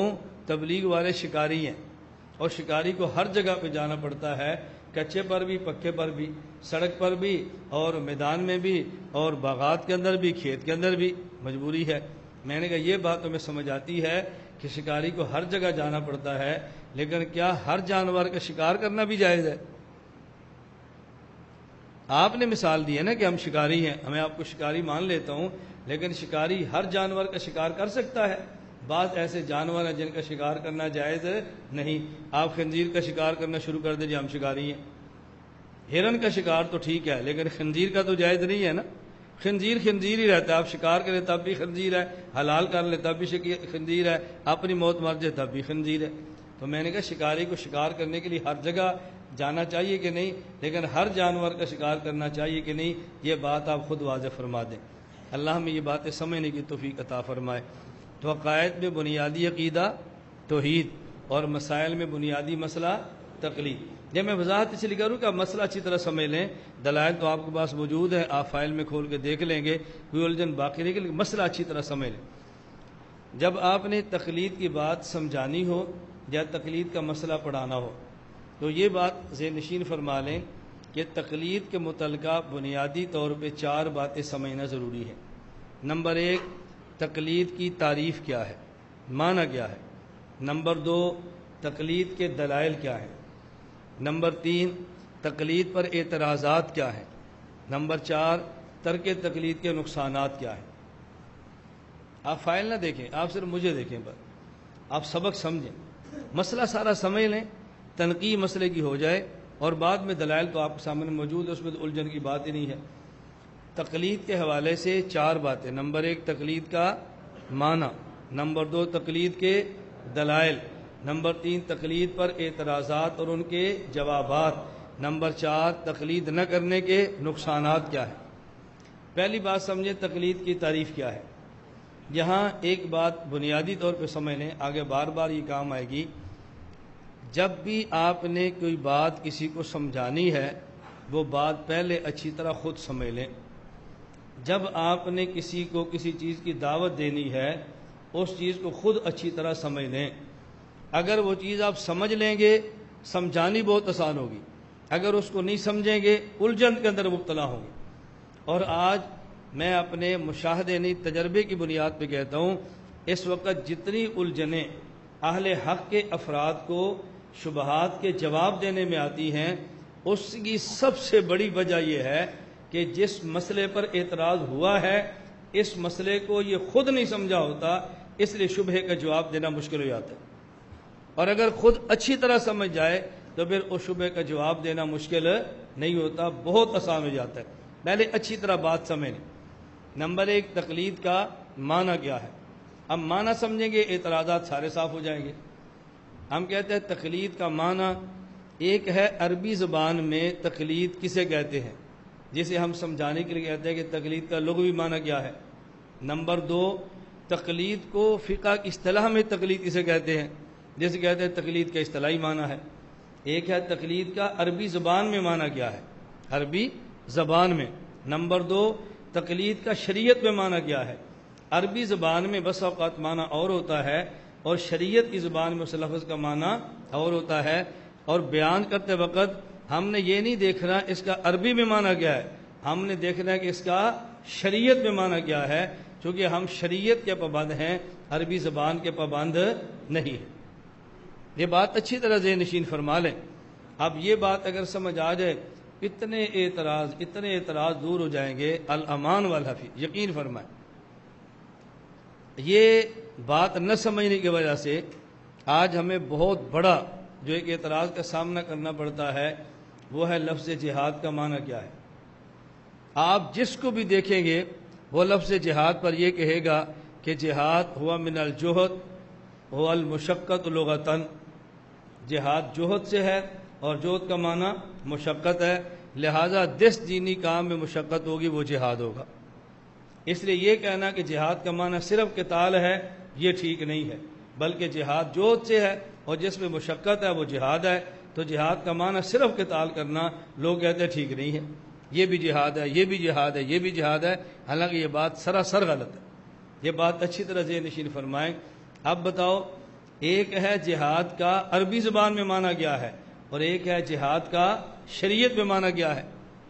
اب اس پر کتنی آسان سی بات ہے کہ ہمارے ہاں جتنی بھی کتب احادیث موجود ہیں, آپ کسی بھی حدیث کی کتاب کو اٹھا لو اور وہاں کتاب الجہاد کا باب ہوگا, اس کے تحت جتنی آیات اور احادیث آئیں گی اس میں لڑنے کا ذکر ہوگا یا لڑنے والے اوزار اور اعضاء کا ذکر ہوگا. اوزار کا ذکر ہوگا نا، تلوار کا، گھوڑے کا، تیر کا، انہی کا ہوگا نا۔ آپ کوئی بھی کتاب حدیث کی اٹھا لو، کتاب الجہاد ہو اور اس کے نیچے کوئی دعوت کی حدیث ہو، یہ نہیں ہوگا۔ قرآن کریم پڑھانے کی حدیث ہو، ایسا نہیں ہوگا۔ اور روزے کی بات ہو، ایسا نہیں ہوگا۔ کہیں گناہ چھوڑنے کی بات ہو، ایسا ہرگز نہیں ہوگا۔ اس کا معنی یہ ہے کہ محدثین شریعت میں جہاد کا معنی قتال سمجھتے ہیں۔ آپ فقہ کی کوئی کتاب اٹھا لیں جہاں کتاب السیر اور کتاب الجہاد ہوگا، وہاں سارے مسئلے لڑائی کے ہوں گے، مال غنیمت کے ہوں گے، اسلحے کے ہوں گے، قتال کے ہوں گے۔ کہیں بھی کوئی ذکر نہ گناہ چھوڑنے والی ہجرت کا ہوگا، نہ دعوت اور تبلیغ کا ہوگا۔ اس کا معنی یہ ہے کہ فقہا بھی سمجھتے ہیں کہ شریعت میں جہاد کا معنی قتال ہے، لیکن ہم بضد ہیں کہ نہیں، جہاد کے معنی میں وسعت ہے۔ اس پر دلیل کیا پیش کریں گے؟ والذین جاہدوا فینا لنہدینہم۔ دیکھو اللہ پاک نے والذین جاہدوا فرمایا اور یہ مکی آیت ہے۔ وجاہدہم بھی جہادا کبیرا، یہ مکی آیت ہے۔ اللہ نے مکے کی دعوت کو جاہدہم جہاد فرما دیا ہے، لہٰذا جہاد کا معنی صرف قتال نہیں ہے، جہاد کے معنی میں وسعت ہے۔ میں نے کہا اگر اتنی وسعت پیدا کرنی ہے تو حضرت لقمان نے اپنے بیٹے کو جب وصیتیں فرمائیں، اس میں یہ تھا کہ یا بنی لا تشرک باللہ ان الشرک لظلم عظیم، اور کیا فرمایا؟ وَإِن جَاهَدَاكَ عَلَىٰ أَن تُشْرِكَ، یہاں لفظ کون سا لائے ہیں؟ وَإِن جَاهَدَاكَ، اگر تیری ماں اور تیرا باپ یہ جہاد بھی کرے تو پھر بھی شرک نہ کرنا۔ تو ماں اور باپ جو جہاد کریں گے وہ ایمان کی طرف بلانے کی نہیں، کفر کی طرف بلانے کی۔ یہ جو فرمانے تیرا ماں باپ بھی کہے پھر بھی شرک نہ کرنا، تو ماں باپ شرک کی بات کہہ رہے ہیں تو تبھی فرما رہے ہیں کہ ماں باپ کی بات نہ ماننا اور شرک نہ کرنا۔ میری بات سمجھ آ رہی؟ تو یہاں جو ماں اور باپ کی دعوت الی الکفر ہے، قرآن نے لفظ کیا استعمال کیا؟ جاہدہ کا۔ تو جس طرح دعوت الی اللہ کو جہاد کہا ہے، دعوت الی الکفر کو بھی جہاد کہا ہے۔ تو آپ یہ کہہ دو کہ مسلمان جو کفر کی ایمان کی طرف بلائیں وہ بھی مجاہد ہیں، اور جو عیسائی کفر بلائیں وہ بھی مجاہد ہیں، کیونکہ قرآن نے اسے بھی جہاد کہا ہے، اسے بھی جہاد کہا ہے۔ تو پھر تو سارے مجاہد ہو گئے، سارے جنتی ہو گئے، جہنمی دنیا میں ہوگا کون؟ میری گزارش سمجھ آ رہی؟ اب اس کا معنی کیا ہے؟ وَإِن جَاهَدَاكَ وَجَاهِدْهُمْ، یہاں اللہ نے شرعی ابھی اصطلاح استعمال نہیں کی، یا لغوی معنی استعمال کیا ہے، جس کا معنی ہے محنت کرنا اور مشقت کرنا۔ تو ایک ہے جہاد کا لغوی معنی اور ایک ہے جہاد کا شرعی معنی۔ شرعی معنی جہاد کو اس کے اندر کوئی وسعت نہیں ہے، اس کا معنی صرف اور صرف قتال متعین ہے۔ نماز کا لغوی معنی دیکھیں گے تو بہت وسعت ہے، لیکن شریعت میں نماز کا معنی، اب کوئی بندہ یہ کہے ان اللہ و ملائکۃ یصلون علی النبی، قرآن کریم نے درود پاک کو بھی نماز کہا ہے، ہم اللہ کے نبی پہ درود پڑھتے ہیں اور نماز بن جائے گی، چونکہ قرآن نے درود کو قرآن نے درود کو کہا ہے، اللہ کے نبی پر درود پڑھنے کو صلاۃ فرمایا ہے۔ آپ مجھے بتاؤ حضور پر درود پڑھیں یہ صلاۃ ہے یا نہیں؟ اللہم صلی علی محمد صلاۃ ہے یا نہیں؟ اور نماز پڑھے تو یہ بھی صلاۃ ہے نا۔ تو جس طرح قرآن نے نماز کو صلاۃ کہا، قرآن نے درود کو بھی صلاۃ کہا، تو لہذا نماز نہ پڑھے صرف درود پڑھ لیں پھر بھی نماز ادا ہو گئی، کیونکہ اللہ اس کو صلاۃ کہہ رہا ہے۔ کوئی بندہ اس کے لیے تیار ہے؟ ہر بندہ کہہ نہیں یہ لغوی معنی ہے، شرعی معنی اور ہے۔ اب بتاؤ حج کا لغوی معنی کیا ہے؟ هو القصد، ارادہ کرنا۔ کوئی بندہ ارادہ کر لے مکہ جانے کا تو حاجی بن گیا ہے۔ اب دیکھو لغوی معنی حج کا اور ہے، شرعی معنی حج کا اور ہے۔ اور روزے کا لغوی معنی کیا؟ هو الامساک ساعتاً، تھوڑی دیر کے لیے رک جانا، یہ روزہ ہے۔ اب آپ کو دیکھو کتنے منٹ ہو گئے آپ نہ کھا رہے ہیں نہ پی رہے ہیں، تو آپ سارے روزے دار ہیں نا۔ شریعت میں روزے کا معنی اور ہے۔ اذان کا معنی کیا ہے؟ جی اعلان۔ قرآن کریم کیا؟ اذن، سورہ یوسف میں اذن مؤذن، ایک مؤذن نے اذان دی، ایت العیر، او قافلے والو تم چور ہو۔ قرآن کہتا ہے یہ مؤذن تھا۔ اب جو ہمارے دیہاتوں میں بندہ اعلان کرتا ہے کہ یہاں دیہات میں بہت اچھے پیاز آئے ہیں جو 10 روپے کلو ملتے ہیں، اعلان کر رہے ہیں نا، اسے مؤذن کی تنخواہ دو، یہ مؤذن ہے۔ کوئی اس کو مؤذن کہنے کے لیے تیار ہے؟ اللہ اعلان کرنے والے کو مؤذن فرما رہے ہیں۔ اب وہاں جو مؤذن فرمایا وہ اصطلاحی معنی نہیں ہے، وہ لغوی معنی ہے۔ میں اس لیے گزارش کر رہا ہوں، ایک لفظ جہاد پر ہی ظلم ہے کہ نہیں جی اس کا دیکھو جہد سے ہے، مشقت سے ہے۔ بھائی مجھے 15 سال ہو گئے میں جہاد نہیں کر رہا، 15 سال گزر گئے، 16 سال میں نے جہاد کرنا چھوڑا ہوا ہے۔ اب مجھے بعض لوگ کہتے ہیں ماشاءاللہ مولانا صاحب یہ بھی تو جہاد ہے، باطل کے خلاف دلائل کی جنگ لڑنا، گرمی سردی برداشت کرنا، اپنوں کے تانے سننا، اپنوں کی مخالفتیں سننا، پھر بھی کام لگے رہنا، یہ بھی جہاد ہے۔ میں نے کہا یہ جہاد نہیں، یہ بھی جہاد کہاں سے ہوگا؟ میں اس کو قطعاً جہاد کہنے کے لیے تیار نہیں ہوں۔ اللہ ہم سب کی حفاظت فرمائے۔ 15-16 سال ہو گئے میں جہاد نہیں کر رہا، ہمارے مدرسے میں کوئی ٹریننگ نہیں ہوتی، ہم یہاں سے طلباء کو جہاد کے لیے نہیں بھیجتے، لیکن اس کا معنی ہم خود کو مجاہد کہنا شروع کر دیں، یہ ظلم ہم سے نہیں ہو سکتا۔ میری گزارش سمجھ رہے ہو؟ اس لیے میں نے آپ سے کہتا ہوں، منافقین کی علامت اللہ نے بیان کی ہے، یحبون ان یحمدوا بما لم یفعلوا۔ منافق کی عادت یہ ہے، وہ چاہتا ہے مجھے وہ لقب ملے جو میں کام نہیں کرتا۔ تو جب ہم جہاد نہیں کرتے لوگ ہمیں مجاہد کیوں کہیں؟ نہ، ہمیں مجاہد کہیں گے تو جہاد کا معنی بدل جائے گا، لوگ کہیں گے یہ بھی مجاہد ہوتے ہیں، بھئی ہمیں مت گو۔ اللہ ہمیں بات سمجھنے کی توفیق عطا فرمائے۔ میں اس لیے گزارش کر رہا ہوں کہ تقلید کا ایک ہے لغوی معنی اور ایک ہے تقلید کا شرعی معنی۔ اب ہمارے اوپر جو اعتراض ہوتے ہیں وہ تقلید کا شرعی معنی لے کر نہیں، ہمارے اوپر اعتراض ہوتے ہیں تقلید کا لغوی معنی لے کر۔ بھئی لغوی نہیں، شرعی معنی تقلید کا کیا ہے وہ بتاؤ نا۔ اب تقلید کا لغوی معنی کیا ہے؟ وہ آپ کا لکھا ہوا ہے، اس کا لغوی معنی ہے لغتاً جعل القلادۃ فی العنق، اپنی گردن میں قلادے کو ڈال لینا، پٹا نہیں، اپنی گردن میں قلادے کو ڈال لینا۔ اب قلادہ کا معنی عربی زبان میں ہار بھی ہے اور قلادہ کا عربی زبان میں معنی پٹا بھی ہے، اور یہ دونوں معنی صحیح بخاری کے اندر موجود ہیں۔ امی عائشہ رضی اللہ تعالیٰ عنہ فرماتی ہیں کہ رسول اکرم صلی اللہ علیہ وسلم جو قربانی کے جانور لے کر جاتے، اس کے گلے میں جو پٹا ڈالنا ہوتا نا، امی عائشہ فرماتے ہیں میں اس کو بنتی تھی، میں اس پٹا بناتی تھی۔ فتلت قلائد ہدی رسول اللہ صلی اللہ علیہ وسلم، میں اپنے ہاتھوں سے بنتی، اللہ کے نبی اپنے ہاتھوں سے جانور کے گلے میں ڈال دیتے۔ امی عائشہ رضی اللہ تعالیٰ عنہ نبی کریم صلی اللہ علیہ وسلم کے ساتھ ایک جہاد کے اندر سفر کیا، اور آپ کے گلے میں ہار تھا جو آپ نے اپنی بہن اسما سے عاریہ تن لیا تھا۔ امی عائشہ فرماتی ہیں ہلاکت قلادۃ لاسماء، میری بہن اسما کا جو ہار تھا وہ گم ہو گیا۔ اب امی عائشہ نے قلادہ کا معنی ہار بھی کیا ہے اور قلادہ کا معنی پٹا بھی کیا ہے، اور ہم جو معنی کرتے ہیں نہ وہ پٹا ہے نہ وہ ہار ہے۔ کیوں؟ ہمارے ہاں تقلید کا شرعی معنی ہے، تقلید کا لغوی معنی نہیں۔ اب تقلید کا لغوی معنی چھوڑ دیں اور شرعی معنی لے لیں تو پھر آپ اعتراض کریں، کوئی اعتراض بھی نہیں ہوگا۔ اچھی طرح بات سمجھ آ گئی؟ اب تقلید کا شرعی معنی کیا ہے؟ بہت آسان معنی، اگر آپ اس کو اردو میں یا زبانی یاد فرما لیں تو آپ کو الجھن کبھی نہیں ہوگی۔ ہمارے ہاں تقلید کا ایک معنی وہ ہے کہ جو ہمارے مشائخ نے کتب میں لکھا ہے، ہمیں اس معنی پر کوئی اعتراض نہیں ہے، لیکن بس اوقات اشکالات ہوتے تھے، ہم نے تقلید کا معنی ایسا کر دیا ہے کہ جس میں اشکال کی کوئی گنجائش ہی نہ ہو۔ اب تقلید کے اصطلاحی معنی جو ہماری کتب میں لکھا ہے وہ دیکھیں، کشاف اصطلاحات الفنون کے اندر ہے، التقلید اتباع الانسان غیرہ فیما یقول او یفعل معتقدا للحقیہ من غیر نظر الی الدلیل کأن هذا المتبع جعل قول الغیر او فعلہ قلادۃ فی عنقہ من غیر مطالبۃ دلیل۔ اب انہوں نے تقلید کا معنی اصطلاحی کیا کیا ہے؟ انسان کسی کی بات یا کسی کے فعل کی اتباع کرے، یہ سمجھتے ہوئے کہ اس کا فعل بھی ٹھیک ہے اور اس کا قول بھی ٹھیک ہے اور فعل بھی ٹھیک ہے، اور اس سے دلیل نہ پوچھے، گویا اس کے قول اور اس کے فعل کو اپنے گلے کا ہار بنا لے اور اسے دلیل نہ مانگے۔ اب ایک تقلید کا معنی یہ ہے۔ اب جو تقلید پر اشکالات ہوں گے ان اشکالات کا جواب یہ تعریف نہیں دیتی، آپ کو الگ جوابات دینے پڑیں گے۔ وہ سارے اعتراضات سامنے رکھتے ہوئے ایک تقلید کا معنی ہم نے لکھا ہے، اس کو ذہن میں رکھ لیں، اور جب بھی کوئی بندہ تقلید پر اعتراض کرے اسے کہنا پہلے تقلید کا ہم سے معنی سن لو پھر تقلید کے اوپر اعتراض کرنا۔ اور جی فلاں نے لکھا ہے، وہ بھی تو مقلد ہے، تو نے فلاں کی بات پیش کرنی ہے۔ جب بات مجھ سے کرے گا تو جو تقلید کا معنی میں کروں گا اس پر تو اعتراض کرے گا نا، میں اور معنی کرتا ہوں تو اعتراض اور میرے اوپر لے کر رہا ہے۔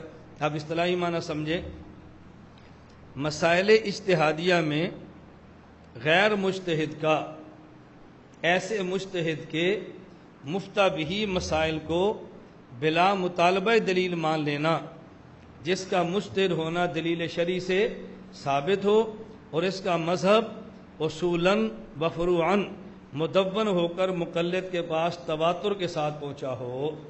میں اس کی سمجھا دوں گا تاکہ الجھن نہ ہو۔ اب ایک ہے تقلید کا لغوی معنی اور ایک ہے تقلید کا شرعی معنی. تو لغوی معنی تقلید قلادہ سے ہے، تو قلادہ کا معنی ہمیشہ پٹا ہوتا ہے یا ہار بھی ہوتا ہے؟ قلادہ کا معنی پٹا بھی ہے، قلادہ کا معنی ہار بھی ہے. فرق کیا ہے؟ اگر جانور ہو اس کے گلے میں قلادہ ڈالیں تو نام پٹا ہوتا ہے، اور یہی اگر انسان ہو اس کے گلے میں قلادہ ڈالے تو اس کا معنی ہار ہوتا ہے. ہم اللہ کا شکر ہے انسان ہیں، اس لیے قلادے کا انسانوں والا معنی ہار لیتے ہیں. اور مخالف ہمارا، ہم یہ تو نہیں کہتے جانور ہے لیکن کام جانوروں والے کرتا ہے، اس لیے ہم کہتے ہیں قلادہ کا معنی پٹا لیتا ہے. تو انسان انسانوں والا معنی لیتے ہیں اور جانور جانوروں والا معنی لیتے ہیں. تو قلادہ کا معنی ایک ہے یا قلادے کا معنی دو ہے؟ ایک معنی ہار اور ایک معنی پٹا. ہمارا مخالف ضد پر قائم ہے کہ نہیں، اس کا معنی پٹا ہی کرنا ہے. ہم کہتے ہیں اس ضد پر قائم دو وجہ سے ہے. قلادے کا معنی پٹا وہ دو وجہ سے کرتا ہے، یا وہ جانتا نہیں کہ قلادے کا معنی ہار بھی آتا ہے، یا جانتا تو ہے لیکن ضد کی وجہ سے مانتا نہیں ہے. یا قلادے کا معنی ہار وہ جانتا نہیں ہے، یا قلادے کا معنی ہار جانتا ہے مگر ضد کی وجہ سے مانتا نہیں ہے. اگر کوئی بندہ جانتا نہ ہو پھر گمراہ ہو جائے، اور اگر جانتا ہو ضد کی وجہ سے مانتا نہ ہو پھر گمراہ ہو جائے، ان دونوں کا ذکر اللہ نے قرآن کریم میں فرمایا ہے. اللہ نے دونوں کا ذکر قرآن کریم فرمایا. صراط الذین انعمت علیہم غیر المغضوب علیہم ولا الضالین. جو جانتا نہ ہو اسے ضال کہتے ہیں، اور جانتا ہو اور ضد کی وجہ سے مانتا نہ ہو اسے مغضوب علیہم کہتے ہیں. اگر جانتے نہیں تو پھر بھی گمراہی ہے، اور جانتا ہے تو ضد کی وجہ سے نہیں مانتا پھر بھی گمراہی ہے. اس کی میں نے ایک مثال دی ہے جس کی تفصیلی بات انشاءاللہ حیات النبی صلی اللہ علیہ وسلم کے عنوان پہ جا کر کریں گے کہ ہمارے ہاں موت کے معنی دو ہیں. نمبر ایک، موت کا معنی خروج روح، روح کا نکل جانا. نمبر دو، موت کا معنی حبس روح، روح کا سمٹ جانا. تو جس طرح موت کے دو معنی ہیں اور مماتی اڑا ہوا ہے کہ نہیں موت کا ایک ہی معنی ہے خروج روح، تو ہم کہتے ہیں وہ حبس روح والا معنی کیوں نہیں کرتے؟ یا حبس روح والا معنی مانتے نہیں ہیں، جانتے نہیں ہیں، اور یا جانتے ہیں لیکن ضد کی وجہ سے مانتے نہیں ہیں. اسی طرح قلادہ کا معنی ہار غیر مقلد یا جانتا نہیں ہے، یا جانتا ہے تو ضد کی وجہ سے مانتا نہیں ہے. تو دونوں بھائی ہیں، ایک چھوٹے بھائی جان ہیں ایک بڑے بھائی جان ہیں، ایک چھوٹے ہیں اور ایک بڑے ہیں. ہمارے بس اوقات احباب کہہ دیتے ہیں ہم بڑے بھائیوں کے مسجد میں گئے تھے. میں نے کہا بھی آپ کے بڑے ہو سکتے ہیں، ہمارے بڑے بھائی نہیں ہیں. یہ لفظ غلط استعمال نہ کیا کریں. بڑے بھائیوں کے مسجد میں گئے، یہ لفظ کیوں استعمال کرتے ہیں؟ ایک بندہ گمراہ بھی ہے، آپ اس کو بڑا بھائی بھی کہہ رہے ہیں. اگر کہہ نہیں تھے چلو چھوٹا کہہ لیتے، بڑا تو نہ کہتے نا. بھائی بھی کہتے ہیں اور بڑا بھی کہتے ہیں. اہل بدعت بھی ہیں اور آپ ان کو عزت بھی دے رہے ہیں. اور اللہ کے نبی صلی اللہ علیہ وسلم نے ارشاد فرمایا من وقر صاحب بدعت فقط آن علی حدم الاسلام.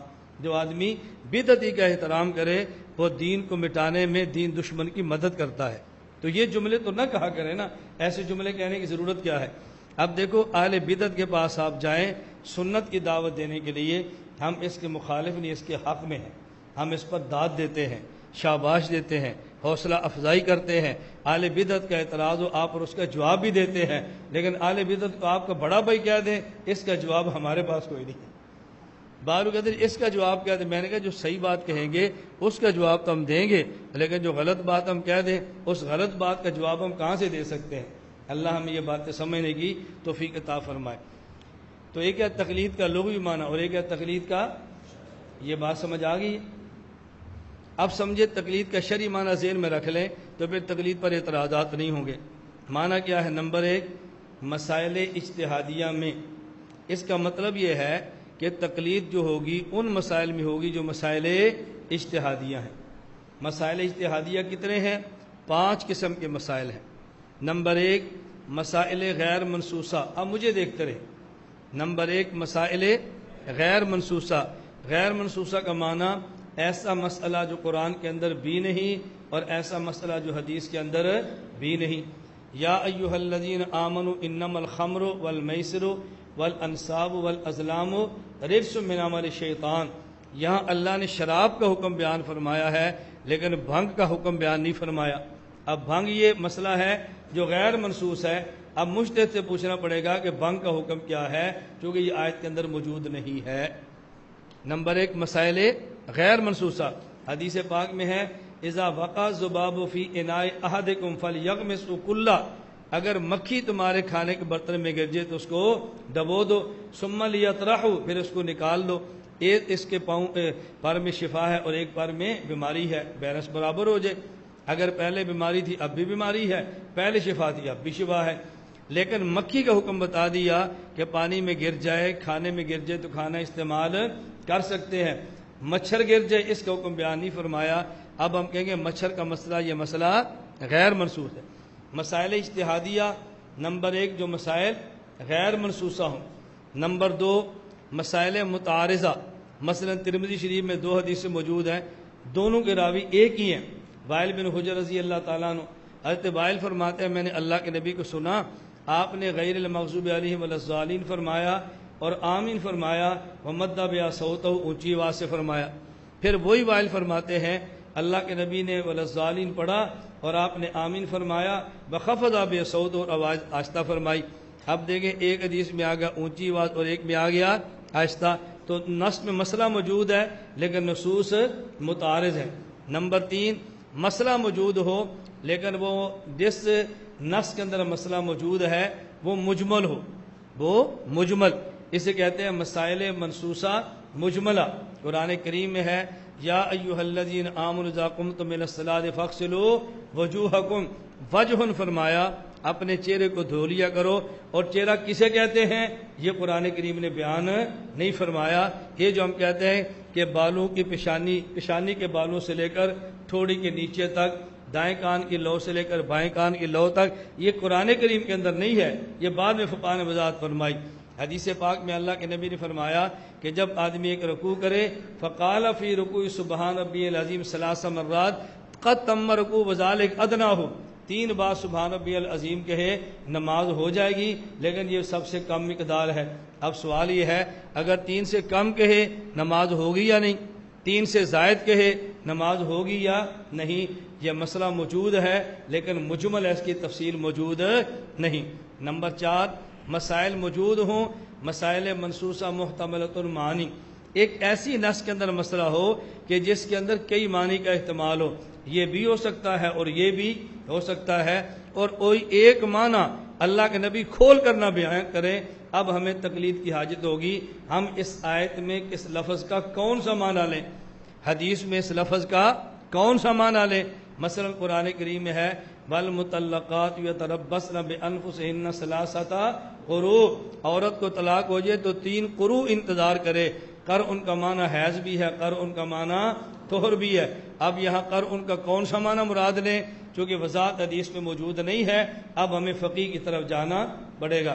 اسی طرح حدیث پاک میں ہے حضرت عبداللہ بن عباس فرماتے ہیں کان طلاق عہد رسول اللہ صلی اللہ علیہ وسلم وابی بکرن وسنتین من خلافت عمر طلاق الثلاث واحدۃ۔ اب ایک معنی بتا رہا ہوں، اللہ کے نبی حضرت صدیق اکبر حضرت عمر کی خلافت کے ابتدائی 2 سالوں میں 3 طلاق ایک ہوتی، جب حضرت عمر کا دور آیا آپ نے فرمایا ان الناس قد استعجلوا فی امر کانت لهم فیہ انات فلو امضیناه علیہم فامضاه علیہم، کہ لوگوں نے 3 کے 3 کو پہلے 3 ایک ہوتی، اب لوگ بہت زیادہ طلاق دیتے ہیں، ہر آدمی نے 3 دینا شروع کر دی ہے، جو گنجائش موجود تھی انہیں ختم کر دی ہے، 1 دیتے تب بھی گنجائش تھی، 2 دیتے تب بھی گنجائش تھی، 3 کے بعد گنجائشیں ختم ہوگی، اب ہم کیوں نہ 3 کو 3 بنا کر نافذ کریں، تو عمر نے 3 کو 3 فرما دیا۔ اس حدیث کا صحیح ترجمہ کیا ہے یہ میں اپنے موقع پر جب مسئلہ آئے گا پھر عرض کروں گا، پھر کوئی اشکال پیدا نہیں ہوگا۔ ابھی میں اس حدیث کا وہ معنی کر رہا ہوں جو عام طور پہ معنی کیا جاتا ہے، حالانکہ یہ معنی نہیں ہے، آپ یہ معنی نہیں کریں گے، دوسرا معنی کریں گے، اس حدیث پر 3 طلاق کے مسئلے کے اشکالات سارے ختم ہو جائیں گے، لیکن ایک معنی امام نووی نے یہ معنی کیا ہے، اور پھر امام نووی فرماتے ہیں صحیح بات یہ ہے، اس حدیث کا معنی یہ ہے کہ ابتدائی دور میں لوگ کہتے انت طالقن انت طالقن انت طالقن، جب 3 بار کہتے، اب اس میں کہ احتمال یہ تھا انت طالقن سے طلاق ہو گئی اور انت طالقن بطور تاکید کے کہا، جیسے آپ کہتے ہیں اوئے ڈنڈا لانا، مجھے سانپ آ گیا سانپ آ گیا سانپ آ گیا، کتنے سانپ آئے اور کہا کتنی بار تو جس طرح دو لفظ آپ نے تاکید کے لیے کہے ہیں تو آدمی ایک مرتبہ سے طلاق دیتا اور دو مرتبہ تاکید کے لیے کہتا. اور ایک اس کا معنی یہ بھی ہے کہ انت طالق ان کا معنی ایک طلاق، پھر انت طالق کا معنی دوسری طلاق، پھر انت طالق کا معنی تیسری طلاق. تو فرمایا وہاں اب ایک آدمی نہ ارادہ تاکید کا کرے نہ ارادہ استئناف کا کرے. آخری دو لفظوں سے وہی پہلے والا معنی یہ تاکید ہے، اور انت طالق ان سے ہر بار الگ الگ طلاق لینا یہ استئناف ہے، اس کا معنی لینا. تو کوئی بھی نہ کرے. اب معنی کیا لیں؟ فرمایا اس دور میں لوگ تاکید کا ارادہ کرتے تھے، تاکید کا، استئناف کا ارادہ عموماً ہوتا نہیں تھا. تو اس دور میں چونکہ تاکید کا ارادہ ہوتا اور اس لفظ میں دونوں احتمال تھے، تاکید ہے یا استئناف، تو جو لوگ مراد لیتے اسی کے مطابق فیصلہ کر دیا جاتا. اب اس نص میں دونوں احتمال تھے. حضرت عمر رضی اللہ فرمانے لگے انت طالقن انت طالقن انت طالقن بندہ کہے. یہ بھی ہو سکتا ہے اس نے پہلے انت طالقن سے طلاق دی ہو، پھر دوسری انت طالقن سے دوسری دی ہو، اور تیسری انت طالقن سے تیسری دی ہو. اور جب تھوڑا سا غصہ ٹھنڈا ہو جائے، ہم کہ بتا تیرا ارادہ کیا تھا، تو نے انت طالقن جو دوبارہ کہا تھا تو پہلے انت طالقن کی تاکید مراد تھی یا دو طلاقیں مزید دی تھی؟ وہ کہتا ہے جی میری تاکید مراد تھی، میں نے مزید دو نہیں دی تھی. اب دیکھو اس نے دوسرا معنی لے لیا نا، اور احتمال تھا. اس عمر فرمانے لگے اب ہم احتمال نہیں لیں گے. اب اگر کسی نے 3 مرتبہ کہہ دیا تو 3 ہی ہوں گی، اب تاکید والا چکر نہیں چلے گا. اس لیے کہ اجمی آگے ہیں، فساد کا دور ہے، لوگ تاکید مراد نہیں لیں گے، غصہ ٹھنڈے کا تاکید کہہ کے جان چھڑا لیں گے. اس لیے میرا فیصلہ ہے اب اس کا معنی صرف استئناف ہی ہوگا. سمجھ آ گئی؟ یہ ایک معنی معروف لے تو پھر میں نے کیا. اس کا اصل معنی وہ جب 3 طلاق کی باری آئے گی تو پھر میں انشاءاللہ بتاؤں گا اس کا معنی آپ نے کرنا کیا ہے. اس معنی پر اشکالات کے سارے دروازے بالکل بند ہو جائیں گے. اور نمبر 5، مسئلہ نص کے اندر موجود ہے لیکن اس کا حکم موجود نہیں ہے. اسے کہتے ہیں مسائل منسوسہ غیر متعینۃ الاحکام. مثلا قرآن کریم میں ہے اذا حللتم فاصطادوا، جب تم احرام سے حلال ہو جاؤ تو شکار کرو. اور اسی قرآن کریم میں ہے کہ فانتشروا فی الارض، جب جمعہ پڑھ لو تو زمین میں پھیلو.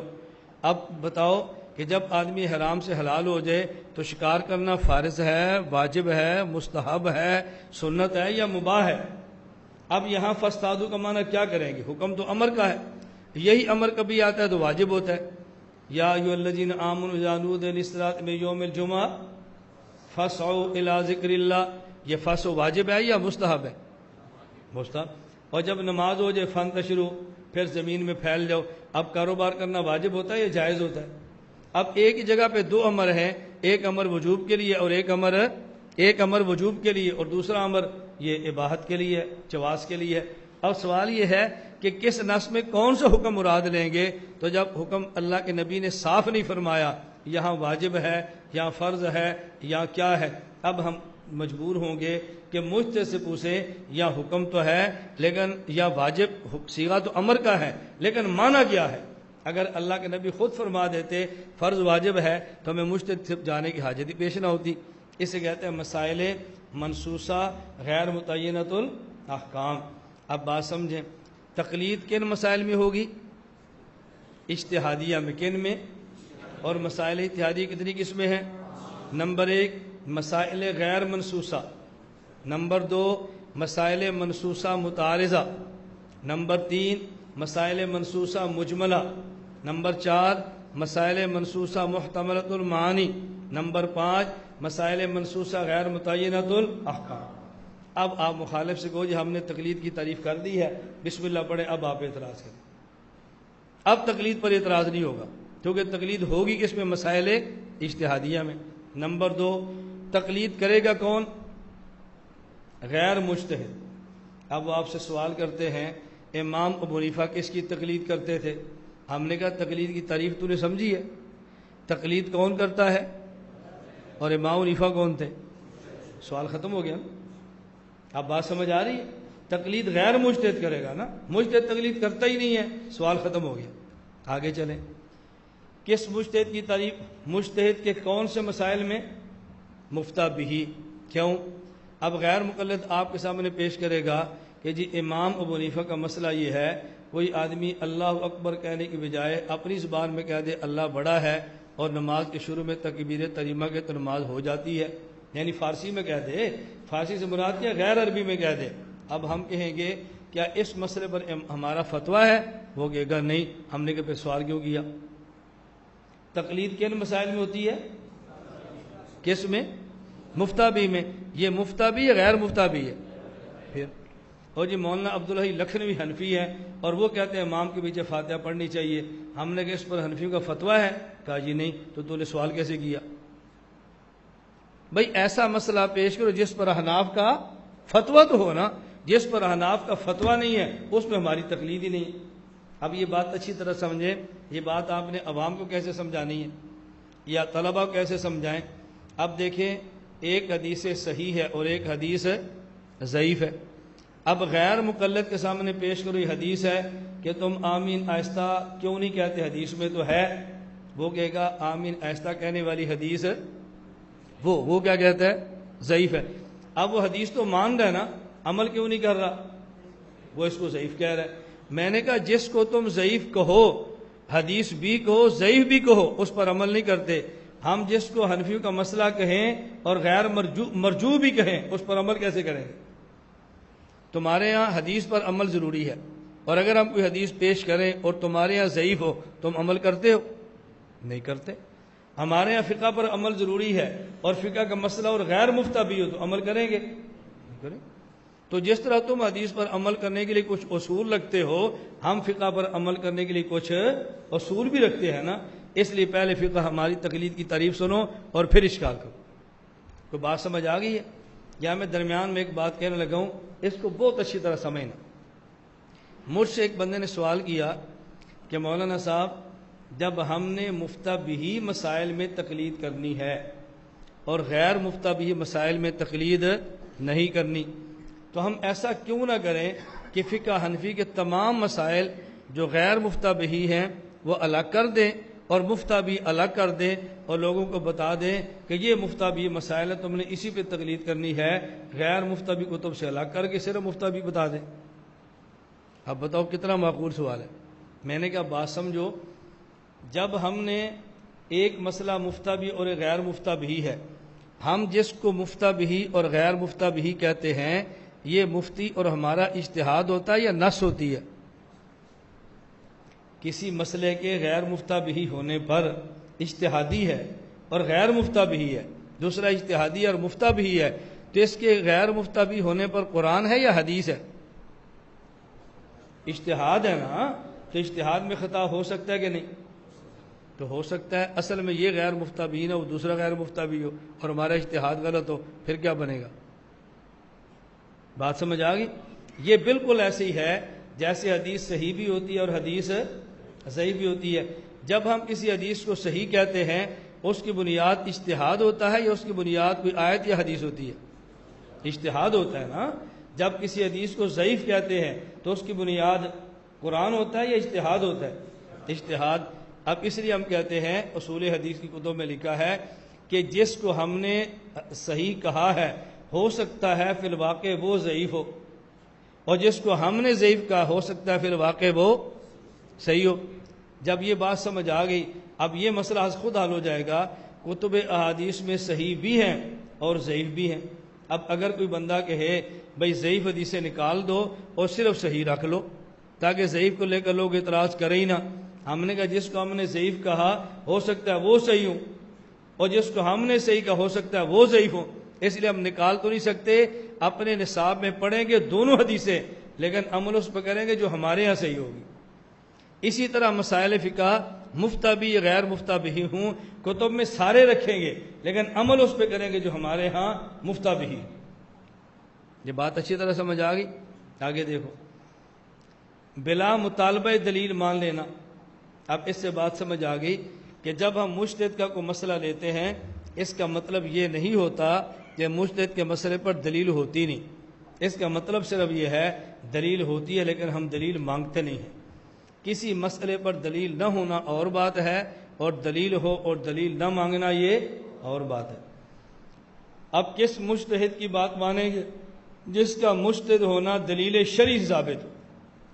یہ بات بڑی اہم ہے خصوصاً آج کے دور میں۔ اور مجھ سے یہ سوال حضرت مولانا علامہ علی شیر حیدری رحمۃ اللہ علیہ نے خود فرمایا یہ سوال.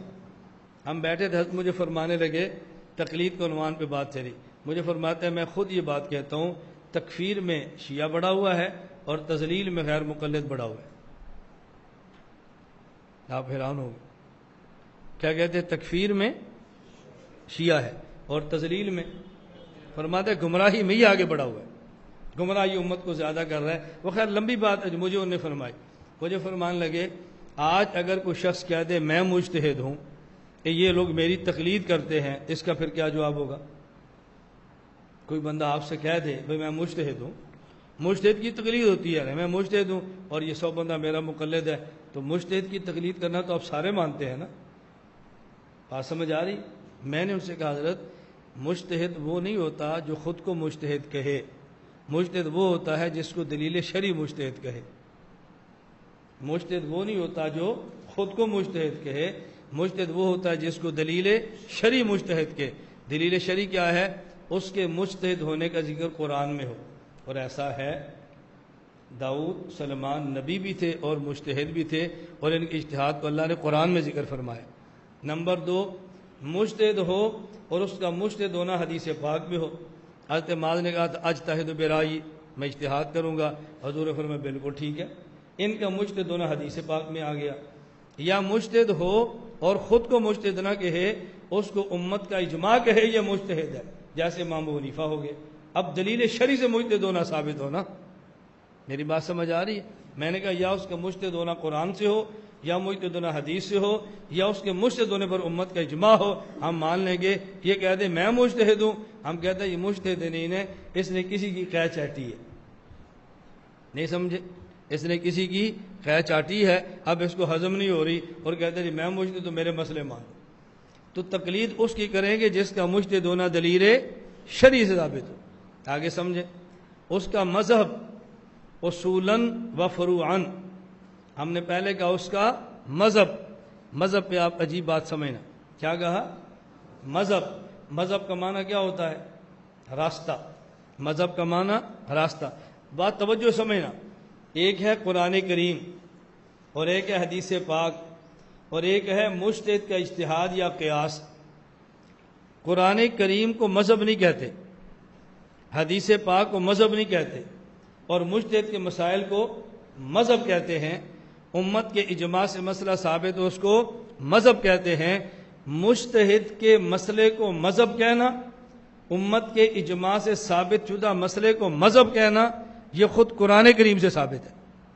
آپ کہیں گے جی کہاں پر ہے؟ وَاتَّبِعْ سَبِيلَ مَنْ أَنَابَ یا وَاتَّبِعْ مَنْ أَنَابَ؟ وَاتَّبِعْ سَبِيلَ مَنْ أَنَابَ إِلَيَّ یا وَاتَّبِعْ مَنْ أَنَابَ إِلَيَّ. اور جب نبی کی باری آئی قُلْ إِن كُنْتُمْ تُحِبُّونَ اللَّهَ فَاتَّبِعُونِي یا فَاتَّبِعُوا سَبِيلِي. پیغمبر کی باری آئی تو فَاتَّبِعُونِی، اور جب مجتہد کی باری آئی تو وَاتَّبِعْ سَبِيلَ. سبیل کا معنی بھی راستہ اور مذہب کا معنی بھی راستہ.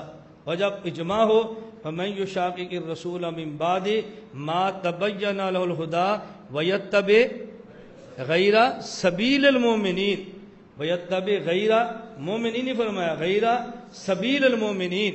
امام شافعی فرماتے ہیں یہ اجماع امت پہ دلیل شرعی ہے. مذہب کا لفظ وہاں استعمال کرتے ہیں جہاں مجتہد آ جائے، اس لیے کہتے ہیں یہ مذہب حنفی ہے، یہ مذہب شافعی ہے، یہ مذہب مالکی ہے، یہ مذہب حنبلی ہے. کیوں؟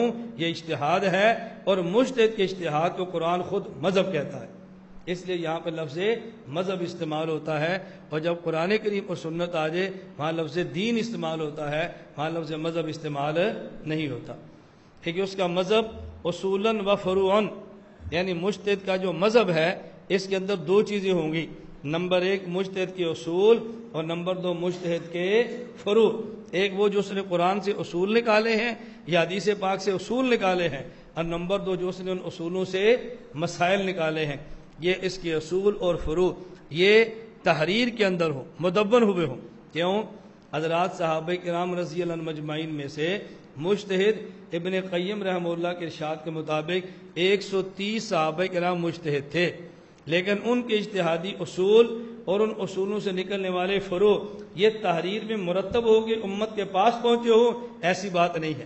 اس لیے ایسا مجتہد جس کے اصول اور جس کے فروع مدون بھی ہوئے ہوں اور مدون ہو کر مقلد کے پاس تواتر کے ساتھ پہنچے ہوں، سند کے ساتھ نہیں، تواتر کے ساتھ۔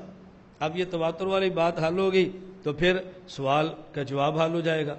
غیر مقلد اتنا بڑا چیلنج دیتے ہیں جلسے میں کہ لوگ سمجھتے ہیں جبریل بھی اتر آئے تو شاید چیلنج کا جواب نہیں ہوگا، اور لوگ اتنے پریشان ہوتے ہیں اسے، وہ کیا سوال کرتے ہیں، کہتے ہیں دیکھو میری جیب میں یہ گاڑی کی چابی ہے۔ امام ابو حنیفہ رحمۃ اللہ علیہ بہت نیک آدمی تھے، چال دیکھو، امام حنیفہ بہت بڑے عالم تھے، بہت متقی تھے، بہت شریف تھے۔ یہ جو فقہ کے اندر گند ہے یہ امام ابو حنیفہ نے نہیں، بعد والوں نے ڈالا ہے۔ اس لیے ہمارا چیلنج ہے حنفی اپنے سارے مسائل سند کے ساتھ امام ابو حنیفہ سے ثابت کر دے، ہم اپنا مسلک چھوڑ کر حنفی ہو جائیں گے۔ اب لوگ آپ کے پاس آئیں گے کہ سوال کا جواب دو، اب قدوری میں تو سند ہے نہیں، ہدایہ میں سند ہے نہیں، شامیہ میں سند نہیں ہے مسائل کی، کنز الدقائق میں سند نہیں ہے، آپ کہتے ہیں اب کیا کریں بھائی، اتنا زبردست اعتراض جواب ہو ہی نہیں سکتا۔ میرا گجرات ضلع میں ایک جگہ ہے لالا موسا، وہاں ایک مسجد ہے شیخا والی مسجد، عصر کی نماز کے بعد میرا بیان تھا، تو بیان کے بعد ایک غیر مقلد کھڑا ہوا، اس نے یہی سوال کیا، مجھے کہتا ہے جی مولانا صاحب آپ سند کے ساتھ فقہ کے مسائل امام حنیفہ ثابت کر دو، میں حنفی ہونے کے لیے تیار ہوں۔ میں نے کہا کوئی عیسائی آپ سے کہہ دے کہ الحمد سے لے کر والناس تک قرآن کریم کی ساری آیتیں سند کے ساتھ اللہ کے نبی ثابت کر دو، میں مسلمان ہونے کے لیے تیار ہوں۔ مجھے تو کوئی قرآن پیش کر دے جس کے شروع میں قرآن کی سند ہو کہ یہ اللہ کے نبی سے ثابت ہے۔ مجھے کہتا ہے جی اس کی تو ضرورت ہی نہیں ہے۔ میں نے کہا کیوں نہیں ہے؟ کہتا ہے قرآن تو اللہ کے نبی سے تواتر سے ثابت ہے۔ میں نے کہا جس طرح تواتر سے قرآن اللہ کے نبی سے ثابت ہے، فقہ حنفی تواتر سے امام ابو حنیفہ سے ثابت ہے،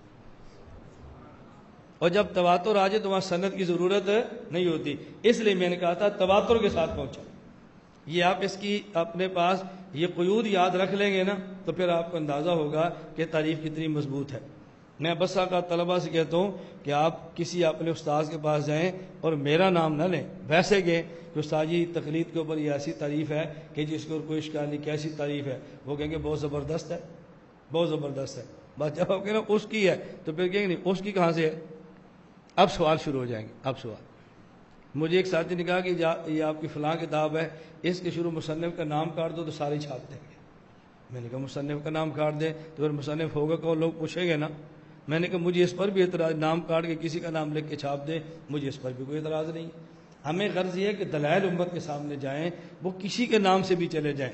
اللہ ہم کو یہ بات سمجھنے کی توفیق عطا فرمائے۔ تو تقلید کے اندر پہلی چیز کیا ہے؟ تقلید کی تعریف۔ نمبر 2 تقلید کے دلائل۔ دیکھیں تقلید کے دلائل سارے درج آپ کے سامنے ہیں، سارے ہم نے آسان فہم دلائل قرآن کریم سے بھی نقل کر دی ہیں، احادیث مبارکہ بھی نقل کر دی ہے جو تقلید کے اوپر دلائل ہیں۔ نمبر 3 تقلید پر ہونے والے اعتراضات کے جوابات۔ یہ اعتراضات جو تھے آپ نے پڑھے ہیں اور ہم نے اس کے جوابات بھی دیے ہیں۔ 2-3 دلائل ذہن میں رکھ لیں تقلید کے حوالے سے تاکہ آپ اس کو نوٹ فرما لیں، ویسے تو درج ہے۔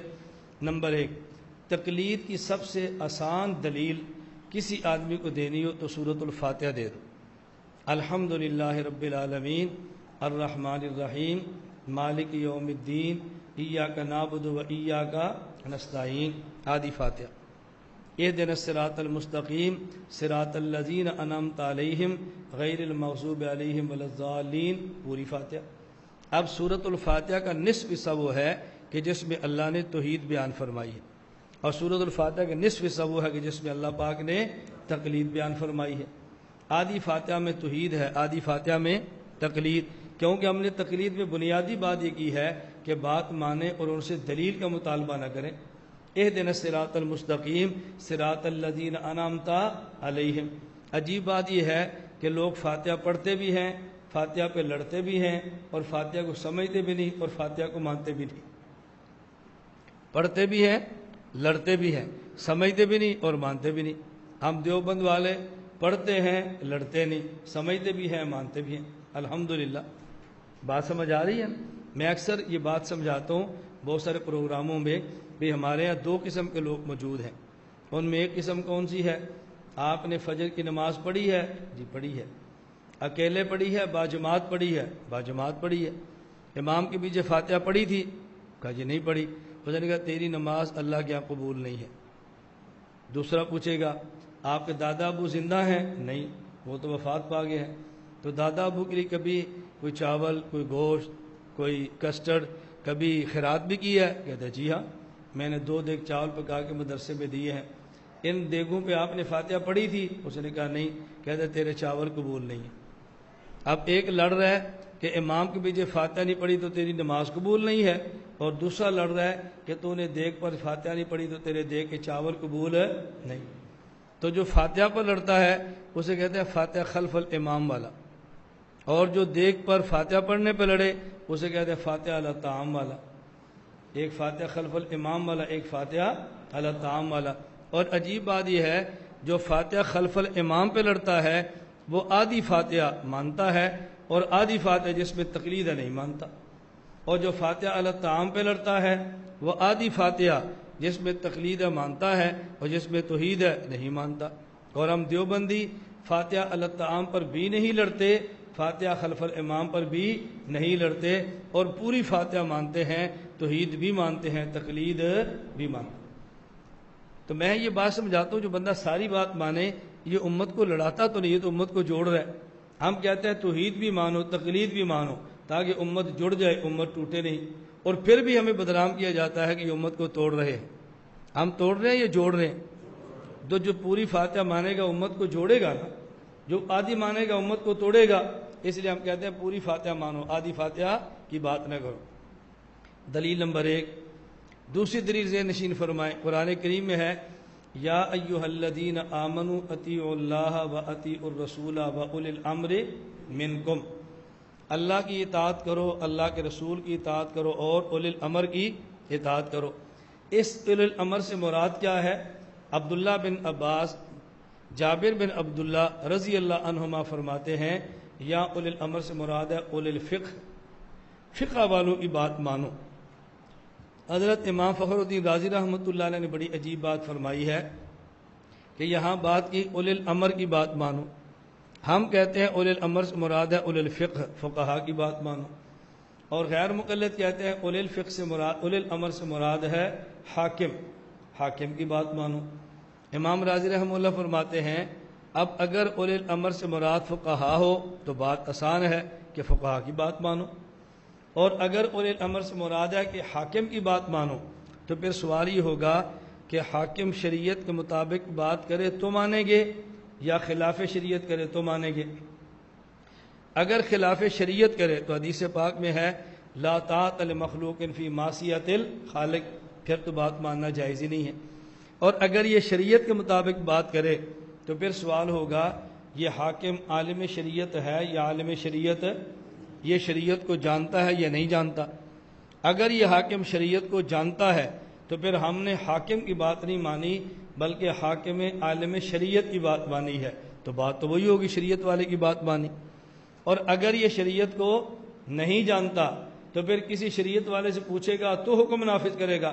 اس کا معنی یہ ہے ہم نے بات مانی حاکم کی، حاکم نے بات مانی عالم کی، تو سب نے بات کس کی مانی ہے؟ عالم کی بات مانی ہے۔ اس لیے ہم کہتے ہیں دوسری دلیل قرآن کریم میں کہ فقہا کی بات ماننی چاہیے۔ اب یہاں ایک بات اچھی طرح سمجھ لیں، اللہ رب العزت نے پہلے فرمایا اطیعوا اللہ، اللہ کی بات مانو۔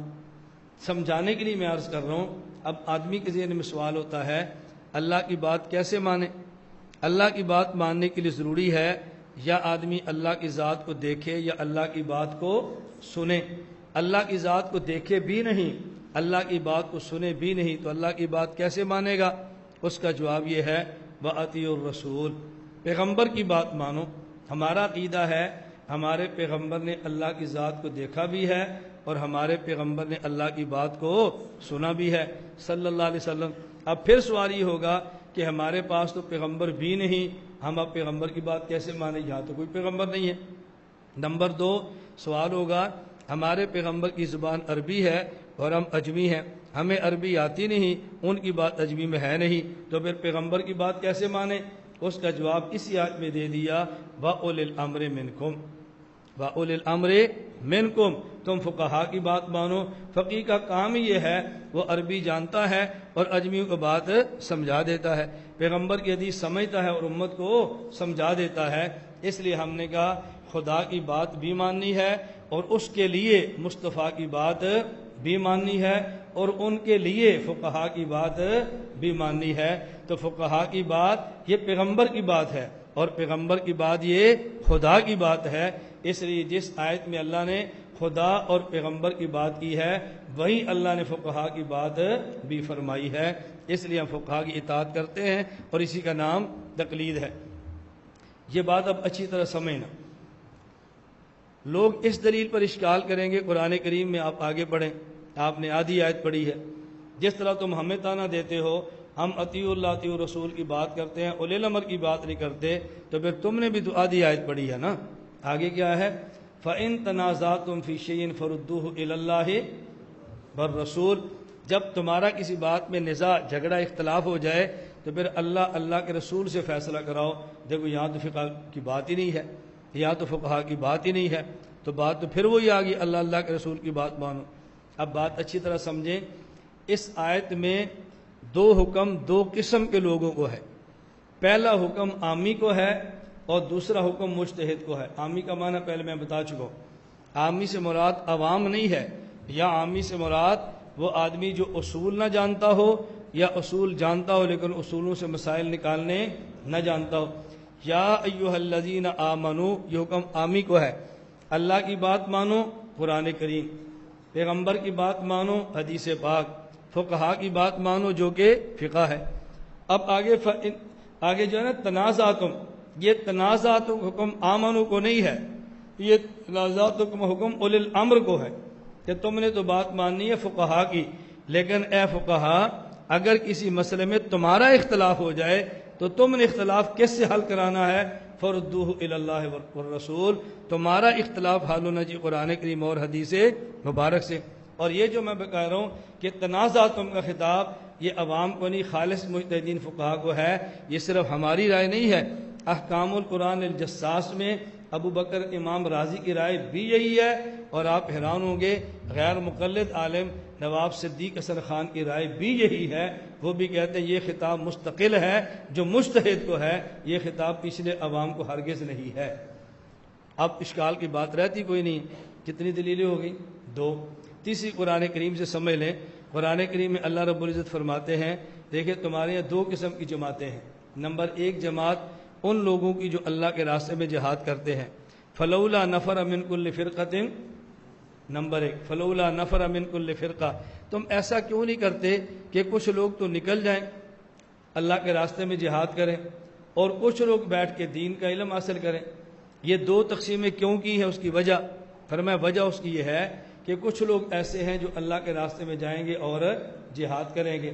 اب اگر سارے لوگ اللہ کے راستے میں چلے جائیں اور وہاں جا کے جہاد کرنا شروع کر دیں، اب سوال پیدا ہوگا کہ دین کون سیکھے گا، علم کون سیکھے گا، مسائل شریعت پہ عمل کیسے ہوگا؟ اس لیے کچھ لوگ اللہ کے راستے میں جہاد کریں اور باقی بیٹھ کے دین حاصل کریں، اور جب وہ اللہ کے راستے میں جہاد کرنے والے واپس آئیں گے تو وہ لوگ ان سے دین سیکھیں۔ کیوں؟ لعلہم یحذرون، اس لیے کہ انہیں شریعت پہ عمل بھی کرنا ہے۔ اب ہمارا سوال یہ ہے کہ جو اللہ کے راستے میں جہاد کے لیے چلے گئے وہ بھی امتی ہے، اور جو پیچھے بیٹھ کے دین حاصل کرتے ہیں وہ بھی امتی ہیں۔ اور یہ تقسیم کیوں کی ہے کہ جو اللہ کے راستے میں جہاد کرنے والے ہیں اگر سارے چلے جائیں گے علم ختم ہو جائے گا، اس لیے کچھ بیٹھ کے علم حاصل کریں اور جب وہ واپس آئے تو وہ ان سے مسائل سیکھیں۔ اگر ان سے مسائل سیکھ کر عمل نہیں کرنا تو پھر اللہ پاک نے تقسیم فرمائی کیوں ہے؟ یہ تقسیم فرمانا اس بات کی دلیل ہے کہ غیر عالم کو چاہیے کہ علماء سے مسائل پوچھیں اور اس کے مطابق شریعت پر عمل بھی کریں۔ یہ میں نے اختصار سے 3 دلیلیں پیش کی ہیں، باقی دلائل آپ کے سامنے لکھے ہوئے ہیں۔ 2 دلیلیں تو بہت ہے حدیث مبارکہ میں صرف 2-3 دلیلیں پیش کر دیتا ہوں۔ نمبر 1، صحیح بخاری میں روایت موجود ہے، نبی کریم صلی اللہ علیہ وسلم نے ارشاد فرمایا اذا حکم الحاکم فاجتہد ثم اصاب فلہ اجران، اگر حاکم اجتہاد کرے، اجتہاد اس کا درست ہو، اللہ اس کو 2 اجر دیتے ہیں۔ واذا حکم فاجتہد ثم اخطا فلہ اجر، اگر اجتہاد کرے اور اجتہاد میں خطا ہو جائے تو اللہ اس کو ایک اجر دیتے ہیں۔ اب سوال یہ ہے، یہ جو اللہ کے نبی صلی اللہ علیہ وسلم فرما رہے ہیں اجتہاد کرے، اب اجتہاد کیوں کر رہا ہے؟ لوگ اس کے اجتہاد پہ عمل کریں یا اس کے اجتہاد پہ عمل نہ کریں؟ اگر لوگوں نے اس کے اجتہاد پہ عمل کرنا نہیں ہے تو اجتہاد کرنے کا فائدہ کیا ہوا؟ اور اگر عمل کرنا ہے، اس اجتہاد پر عمل کرنے کا نام تقلید ہے۔ اللہ کے نبی صلی اللہ علیہ وسلم امت کو جو ترغیب دے رہے اجتہاد کرنے کی اور صحیح اجتہاد پر دور اجر کی بات بھی فرما رہے ہیں، اس کا معنی یہ ہے کہ امت میں جو مجتہد نہیں ہے وہ مجتہد کی بات پہ عمل کیا کریں۔ نمبر 2 حدیث جو بڑی معروف ہے، تقریباً ہر طالب علم کو معلوم ہے، حضرت معاذ رضی اللہ تعالیٰ عنہ کو جب اللہ کے نبی نے یمن بھیجا تو آپ نے سوال کیا، اے معاذ یہ بتاؤ لوگ آپ سے مسئلہ پوچھیں گے، آپ جواب کیسے دو گے؟ انہوں نے کہا بسنت بکتاب اللہ، اللہ کی کتاب سے۔ فرمایا اگر تجھے کتاب اللہ میں نہ ملے تو پھر حاجی بسنت رسول اللہ، اللہ کے نبی کی سنت سے فیصلہ کروں گا۔ فرمایا فَإِن لَمْ تَجِدْ، اگر آپ کو میری سنت مسئلے کا حل نہ ملے تو پھر فرمایا اجتہد برائیی، پھر میں اجتہاد کروں گا، اپنی رائے سے کروں گا۔ فلم آلو، اور میں اجتہاد کے اندر کوئی کمی اور بیشری میں کمی نہیں کروں گا، اور جس حد تک میں محنت کر سکتا ہوں کروں گا، میں اپنی توانائی خرچ کرنے میں اللہ کے نبی کمی نہیں کروں گا، پوری طاقت خرچ کر دوں گا۔ رسول اکرم صلی اللہ علیہ وسلم کتنے خوش ہوئے؟ نمبر 1، اللہ کے نبی نے حضرت معاذ کے سینے پہ ہاتھ رکھا تاکہ ان کا شرح صدر ہو جائے۔ نمبر 2، اللہ کے نبی نے اللہ کا شکر ادا کیا اور فرمایا الحمدللہ الذی وفق رسولہ لما یرضی بہ رسولہ، اے اللہ میں تیرا شکر ادا کرتا ہوں، میرے نمائندے کو آپ نے اس بات کی توفیق عطا فرمائی ہے کہ جس سے آپ کا نمائندہ محمد صلی اللہ علیہ وسلم راضی ہے۔ اب اللہ کے نبی نے تقسیم فرمائی نا، لوگ مسئلہ پوچھیں گے تو جواب کیسے دے گا؟ تو حضرت معاذ نے کہا جی وہ مسئلہ پوچھیں گے میں کتاب اللہ سے جواب دوں گا، نہ ملا تو سنت سے جواب دوں گا، نہ ملا تو اجتہاد سے جواب دوں گا۔ تو اللہ کے نبی خود تقسیم فرما رہے ہیں، کچھ مسئلہ پوچھنے والے ہیں، کچھ مسئلہ بتانے والے، بتانے والا مجتہد ہے اور پوچھنے والا مقلد ہے۔ اللہ ہم سب کو اس بات کو سمجھنے کی توفیق عطا فرمائے۔ تو نمبر 1 تقلید کی تعریف کیا ہے، نمبر 2 تقلید کے دلائل کیا ہے، نمبر 3 اعتراضات اور ان کے جوابات کیا ہیں، اور نمبر 4 تقلید نہ کرے تو اس کے نقصانات کیا ہیں۔ 2 باتیں آج اور 2 باتیں انشاءاللہ کل کر لیں گے۔ پھر اگر تقلید کے متعلقہ کوئی بات رہ جائے تو آپ اس کو چٹ پہ لکھ لیں اور بعد میں اپنا سوال پوچھ لیں۔ اگر کچھ باتیں بیان کے اندر آ جائیں، کچھ باتیں لکھی آپ کے سامنے آ جائیں تو پھر مزید ضرورت رہتی نہیں ہے۔ اللہ ہم سب کو عمل کی توفیق عطا فرمائے۔